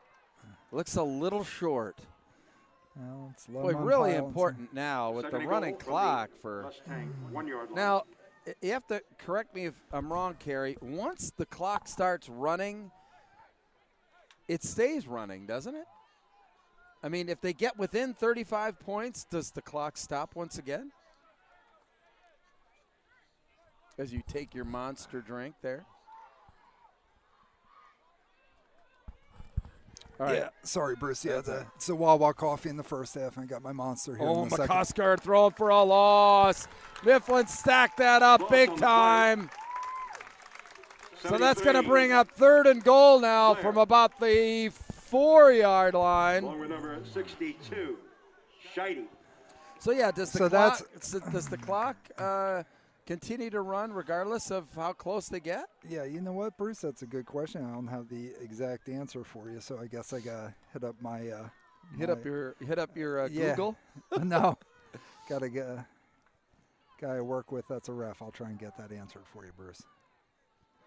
All right, I think it continues to run. I just wanted to confirm that before I would blast it out over, the world. Oh, Batstam is fumbled, picked up by, oh my God, and running away for a touchdown. I believe that's Strasser. That's Strasser. Oh my, 85 yards. Incredible. Wow. You're going to have a heck of a time picking the small player, big play player of the week. Yeah, and again, I'm going to have to, I always go back. I look at everything. I watch film. Of course, got to take a look and, take a peek at what went on over with, our other game that we had on with the Harrisburg Cougars over at Berks Catholic. Of course, Harrisburg put up a lot of points there as well. But, Strausser's having himself a ball game here tonight. Wow, incredible. I mean, 80-yard run, 85-yard fumble return for a touchdown. Pretty close. Yeah, and if there's, I think, it's on film. Strausser's fast. Schools knocks it through, 49-7. I don't think we need to worry about whether it is or isn't going to be a running clock for the rest of this game. I mean, hey, and, great job here with the PAT team. I mean, they're 7 for 7. Yeah, I tell you, we talk about that, but, that's an important aspect of the game that obviously Governor Mifflin, very strong team, clearly one of the favorites to make the postseason, and having good special teams, very, very important. The one thing I don't think that we have seen them do is punt yet. I mean, did they punt last week? I don't think so. I don't think They haven't so, punted Bruce. this week. I did see Connor Marinac. He was the punter, pregame, but we've not seen him punt in 2 weeks yet. Yeah, I'm trying to rack my brain. I don't think they punted last week. So Mifflin up 49-7. We've got 3 minutes and 59 seconds here in quarter number 3. Wow. Just big play after. I mean, they're just a big play machine out there. Well, and tonight we saw a lot of high-powered offense coming out of Mifflin. You go back to last week, and who would have thought they got a little bit of a slow start. Of course, the pick 6 by Martin is kind of what got things started for them. But they score more ways than just on offense. Absolutely, and that's Nixon there. Last week, it was a pick 6, a recovery of a blocked punt in the end zone. Singleton, had a punt return touchdown.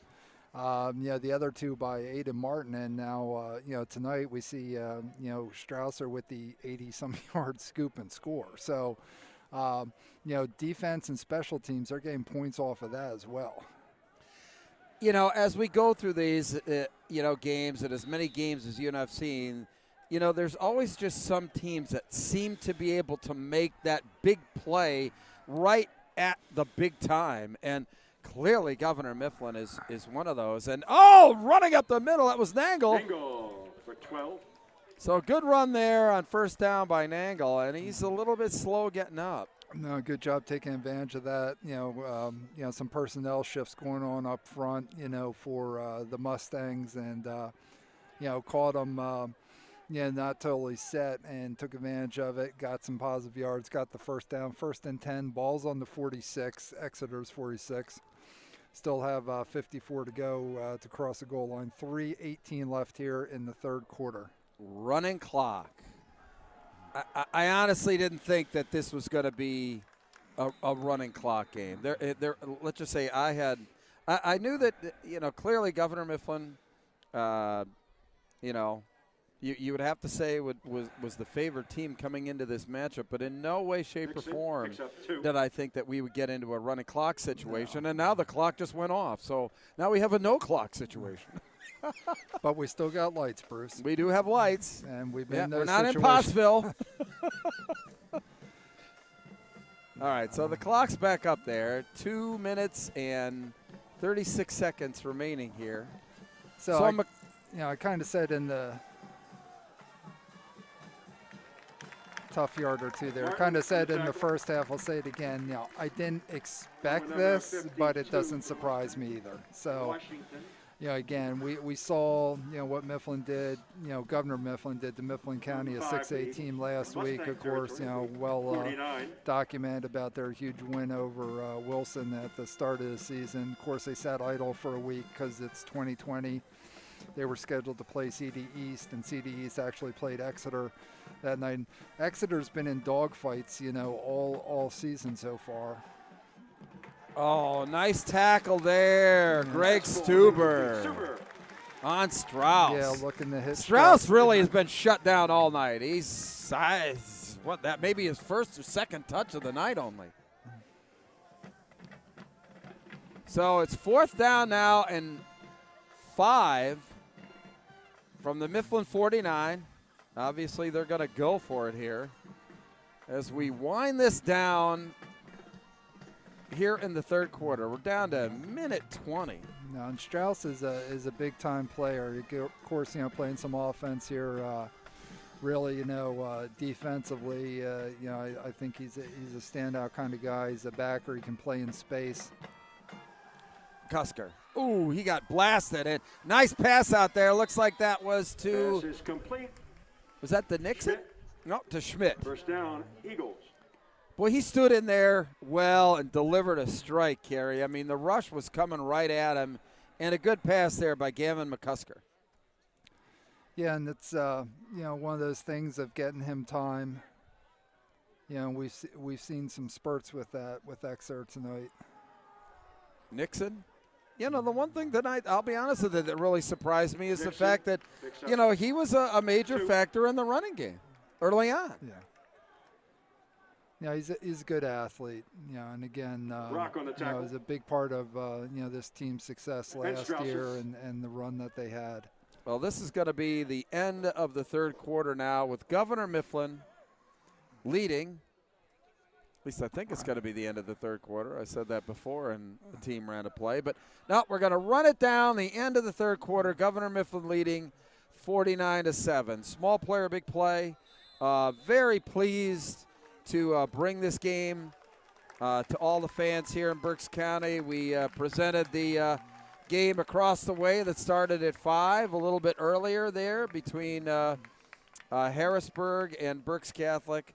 So small player, big play, becoming a big part of sports here in Berks County. I'm sure you're going to be hearing a lot more of it as we, move through the school year and what have you to, recognize these student athletes as well as raise money for the schools. And that's what small player, big play is all about.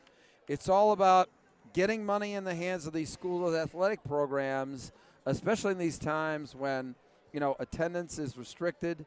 That's a great part of small player, big play. So I'm sure you're going to be hearing more about that in the future. But, wow, fourth quarter, Kerry, 49-7, Governor Mifflin. And shout out to our man, Coach O'Neill, giving you your official verdict there, Bruce. Yes, the clock will keep running. Okay, that's what I thought.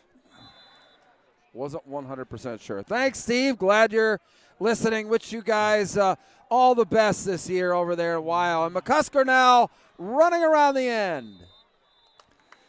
Yeah, so here we're talking about Berks Section 1, and I think we know Mifflin's loaded, and in Berks Section 2, unless you've kind of, just been living in a hut somewhere, that Wyomissing is loaded as well. Yeah, clearly, it was unfortunate this week. There was a lot of things swirling about the fact that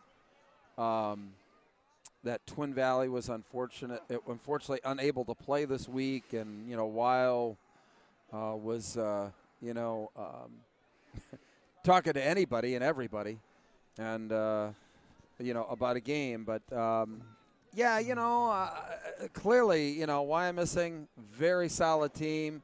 Kind of the sad story about this year, and 2020 is the fact that at least in the Berks League here with Section 2, unfortunately due to scheduling, the two best teams, Conrad Weiser and Wyomissing, won't meet. And they're not in the same classification, so they won't meet even in the postseason, Gary. No, they won't. So injury timeout here. So, yeah, I mean, when you look at it, I mean, it's coming right down to it. I mean, we really only have 3 weeks remaining in the regular season before the district playoffs begin. Yeah, no, Action in the county, it's Conrad Weiser, 19, Hamburg, 8. It's kind of like he heard you talking, Bruce. PA announcer. 19, Bristol, 12. Oh, Kutztown ahead. And Conrad Weiser up over Hamburg right now. Yeah, we've seen Weiser a few times this year. Logan Klitsch, quarterback, has done a really nice job for them so far. Yeah, and that combo there with Anjay Feliciano, that can be deadly. Yeah, no, it's a good pitch and catch combination. Both those guys, underclassmen, going to see them again. So it is going to be very interesting. I think one of the big stories, down the stretch here in Section 1 of the Berks League is this round robin between Exeter, Governor Mifflin, and Berks Catholic. Next week, Berks Catholic is going to travel to Exeter. Two teams that are really going to be kind of licking their wounds after, some tough losses and, trying to revive their seasons. Yeah, and kind of, looking at this, right now you would say it's kind of, between those three as far as, the Section 1, title here for this year in Berks County. And, certainly looks like Mifflin has the upper hand here with, the performance they put in tonight, against Exeter. And then in a few weeks we'll see the BC Mifflin game, which, for all intents and purposes, then we'll finalize who's going to win the section here. Again, Governor Mifflin's really, been dominant, with the Section 1, through the last decade. And, again, incredibly dominant. The playoff format going to be a little bit different, looking to get that all finalized by the end of November, versus, what we've typically seen here in Pennsylvania. You and I were up at Hershey last year, and we, got the opportunity to do the broadcast for the 6A title game, with Central Dauphin and St. Joe's Prep, and that was, just a heck of an event, but, again, no football in December in Hershey for this year. Yeah, it's abbreviated, but at least hopefully, we'll get some closure and fingers crossed that we don't have any issues. And I think everybody understands what I'm talking about, issues, once we get into the playoffs. But anyway, so I think Exeter Township now back on offense and a flag. Dead ball, encroachment from the defense. Yeah, nice job by Exeter, not flinching there. Get a couple more yards here. Going to give it a second down. And 5 from about the 8. That didn't look good.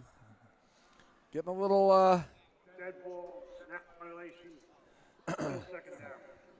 Center. Now the clock is stopped. Now, did they stop on penalties? I thought it just kept running. I guess not. I guess, for nothing more than this has been a good lesson in clock management for Mercy Rule games. All right, so McCusker now takes it himself up the middle and good run there for about 6. So it's 3rd down and about 4 at the Governor Mifflin. Looks like about the 9-yard line, Carey. Yep, 10:30 left here in the 4th. McCusker himself again. Ooh, he got hammered and kept driving. I don't think he got the first down, though.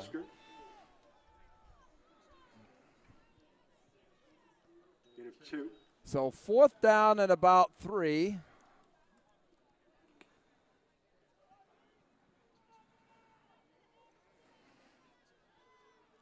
Just surprised they don't throw, maybe just throw something up there to Schlaffer here. I mean, seems like that'd be the perfect play.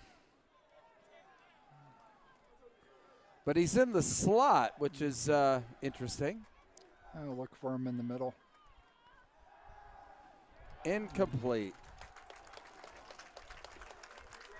Pass batted down. So Governor Mifflin there will take over on downs at their own 3-yard line, leading 49-7, 9:38 to go. Another great job by the Mifflin Ball defense. goes over to the Mustangs. 1st and 10. Yeah, they've bent, 11-yard line. but they haven't broken. They've given up some yardage, and Exeter's got some decent drives. Unfortunately, they've just not been able to punch it in, and they had that fumble deep down in the Mifflin end to start the half that got taken back for a touchdown too. Boy, that was a turn of events as well. Just like how quickly it turned at the end of the first half with Mifflin turning it over, Exeter not being able to get a touchdown, and then 2 plays later, Governor Mifflin scoring to make it 49-7 there, or 42-7 at half. Aiden Martin coming in the game. He's been rather quiet today, Carey. Yeah, well, it's kind of tough to top his performance from last week. Yeah, kind of tough to, as effective as Governor Mifflin has been running the ball, it's really been kind of tough. And there is, oh my God, down the sideline, there goes Nick Singleton. Unbelievable, 93 yards. Incredible, big play after big play for Governor Mifflin tonight. Nick Singleton, I mean, wow. Yeah, and that's just the speed and the breakaway speed that, we've seen. And, I still have, the picture of it. We were here when Nick Singleton was a freshman, the first time he was in varsity action when they scrimmaged Berks Catholic. And, it was down in that end zone. I have the picture of him scoring his first touchdown, in high school. And, the speed has always been there, but, the size and the strength that he's put on, and his ability to, as Coach Lang puts it, to run violent, coupled with that, you can see why he's got all the D1, FBS Power 5 offers that he has. He's just a special, special young man and just an incredible talent. Well, and besides that, he is the heart and soul of the team as well. He's kind of the motivator.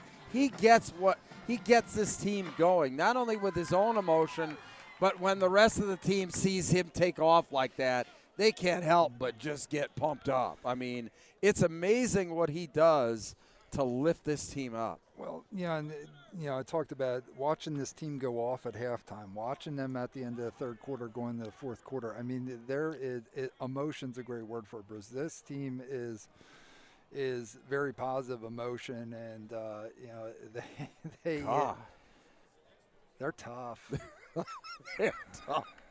I'm just, like I said, pick your poison. I mean, they're like I said. I mean, I talked about where I thought that Mifflin would have to utilize the passing game to help the running game. Well, that didn't happen, even though they had a couple of nice, touchdown passes.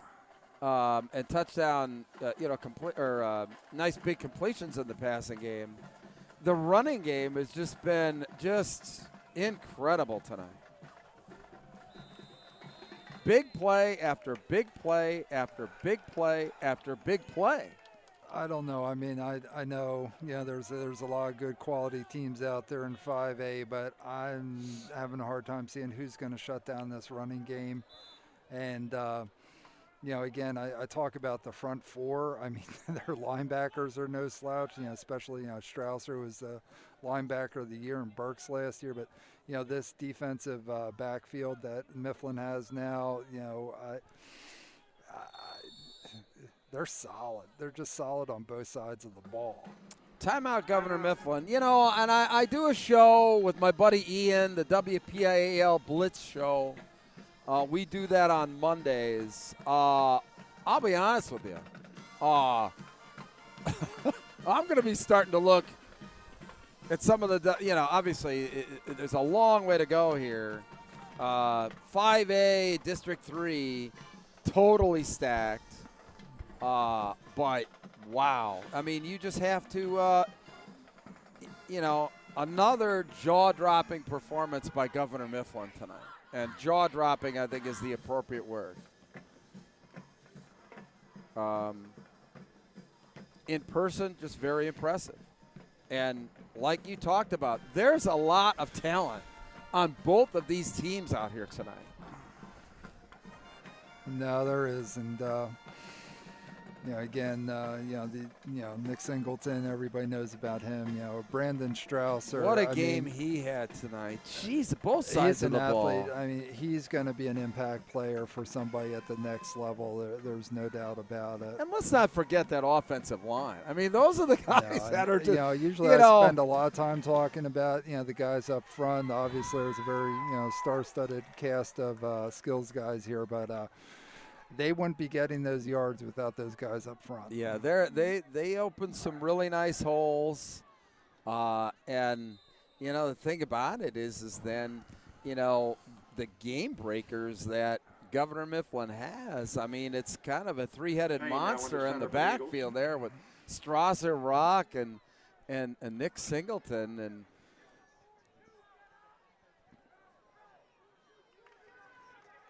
so just another solid effort by the Governor Mifflin Mustangs. So Exeter here, we've got 7:18 to go here in the game. And in there at quarterback for Exeter, that's number 12, Colin Payne. Yeah, and we've seen some nice grabs by Schlaffer, for Exeter. But, you got to point out there, too, he did a nice job of blocking, too. And, again, it's kind of getting after you a little bit about what you have against wide receivers, Bruce, getting after it. But, there's a lot of guys that'll go out there, and if the ball's coming to them, they'll do their thing. But, what separates the guys, I'm sure Darryl talks about this too, is, when you have receivers that are blocking as well, when the ball's not coming to them, that's a huge plus. So that's Nixon. Oh, doesn't want to go down. Good run there. Nixon with the carry. So Colin Payne now in at quarterback for Exeter.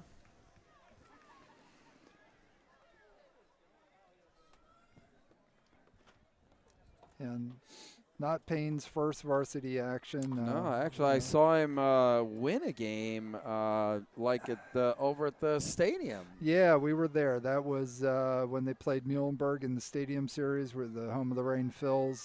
They had the series there. Payne now down the sideline. Yeah, that's as a freshman. He came in when both quarterbacks were hurt and led him to a win. And actually, I think that there was some, they've had a selection of quarterbacks here in Exeter over the years. Last year, McCusker and Alex Javier kind of went back and forth. So Payne, pretty skilled guy. Yeah, well, and, talking about, Ty Yoakum here tonight again, I think he's, a great ball player. Actually, had him in my linebacker group at a camp, Look at Colin Payne lower his head, trying to get a touchdown. Ed O'Brien's All-State Prep Camp, and but you look at his two older brothers that played here at Exeter, both quarterbacks. Yep. His oldest brother going to University of Delaware, and Chase going to Shippensburg. And now he's playing fullback here, some tight end, and inside backer. So again, a lot of talent in that family. 2nd and 4 here now. Exeter trying to punch this in. Nixon weaving his way. Did he get in? Nixon. It doesn't look like it. The officials obviously seem to be. Fourth quarter, 4:16 left here on the clock. Exeter knocking on the door. So Governor Mifflin, they've got the looks like the second team defense in there. Exeter still with their first team offense. And the clock running down to about 3:50 remaining in the game. And again, Exeter's been in kind of tight games, all the way through so far this year. Oh boy. And he got in there, Colin Payne. The Mifflin defense kind of inflicted some pain on him, but he got in there. So that makes it 56-13 in favor of Governor Mifflin now. We've got 3:40 with the clock stopped, remaining in the game. And it looks like they are going to just shoot for one. It's number 32, Mike Moser, with McCusker holding, up and through. So 56-14, Governor Mifflin, 3:40 remaining, Kerry. Now again, I just, you look at this and you look at the scores, and again, last week there were a couple, non-offensive scores that were, a big part of the game too, but Mifflin's just putting a heck of a lot of points on the board every week. But, like you said, I mean, they're doing it different ways. I mean, they had the, they are getting some contribution from their defense. They scored on the long, fumble return, touchdown there by Strasser. But quite honestly, it was more of an offensive show tonight for Governor Mifflin than it was that, total team effort on all parts of the team last week. Very impressive offensive performance tonight. Deep for the Mustangs. Yeah, don't know the final numbers, but they probably have 400 yards on the ground. Incredible.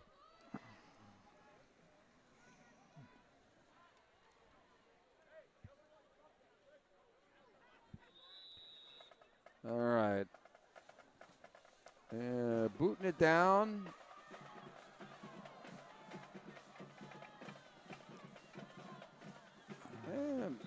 Minnick to the 20. Minnick up to about the 20-yard line there for Governor Mifflin as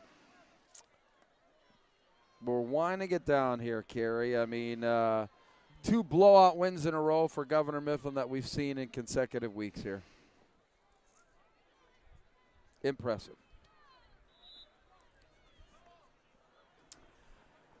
So the reserves in here for Governor Mifflin. 8, Delson McNeil under center. Delson McNeil now in there at quarterback for Governor Mifflin. Yeah, so kind of again, a preview of the reload here for Mifflin. I mean, when you look at the consistency they've had and what they've done here, over the last decade. Again, head coach Jeff Lang in his 4th year, longtime assistant, forever under Vecchio, and they just keep reloading year after year.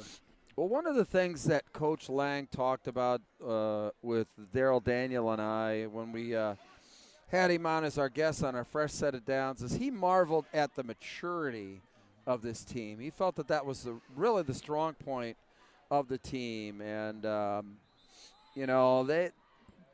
had a couple issues there. There were a couple of unfortunate penalties, which really didn't cost them.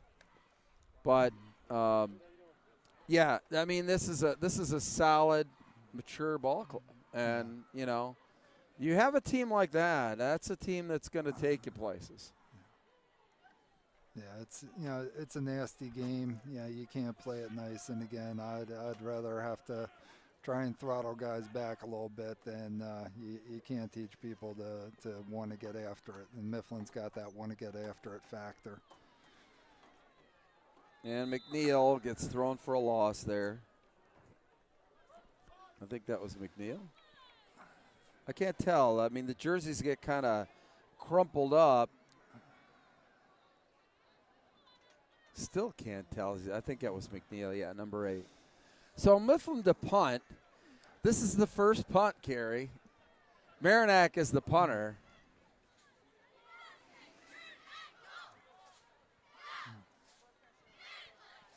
So the first punt that we've seen Mifflin do in 2 weeks is with 1:10 to go, and they're up big, and a good kick. Nice. Good athlete there, Marinac. Yeah. Nice boot down to about the 37-yard line. Friday nights, he's quarterback and does a little punting. Sunday afternoons, he's hitting home runs and playing shortstop.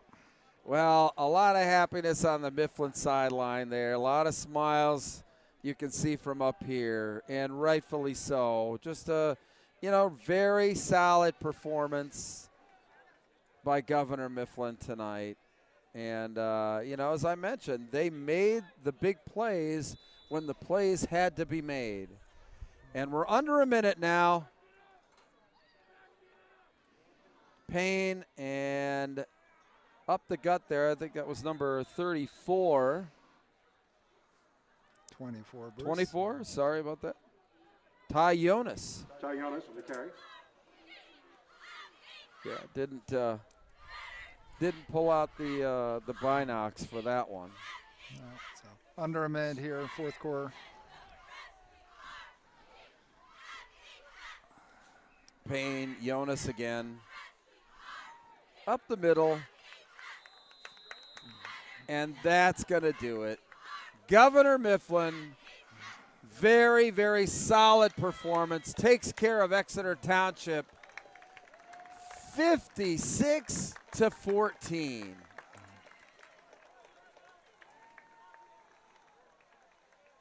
That's Jonas on the carry. I didn't think they were going to get another playoff, but they did. And that's it, Carrie. 56-14, Governor Mifflin. Just a very, very solid performance by this team. Exeter, I tell you what, they had their chances. They actually moved the ball pretty well in the first half. Had an opportunity to start the second half, but Governor Mifflin, each time that Exeter tried to really gain some momentum, Governor Mifflin just took it away from them. Yeah, no, absolutely, Bruce. And again, not quite necessarily what I expected, but at the same time, too, certainly, not shocked or not surprised at the performance that Mifflin put on here tonight. Well, I think that's about it from Governor Mifflin Stadium. I want to thank John King for all of his efforts here over the last couple of weeks. And Carrie, hey, it's been fun these last couple of weeks here at Governor Mifflin. We'll get back to everybody on when our next broadcast will be. But thanks, small player, big play. Thanks you for tuning in to this game where Governor Mifflin has beaten Exeter Township 56-14. We'll see you on the flip side. So long, everybody.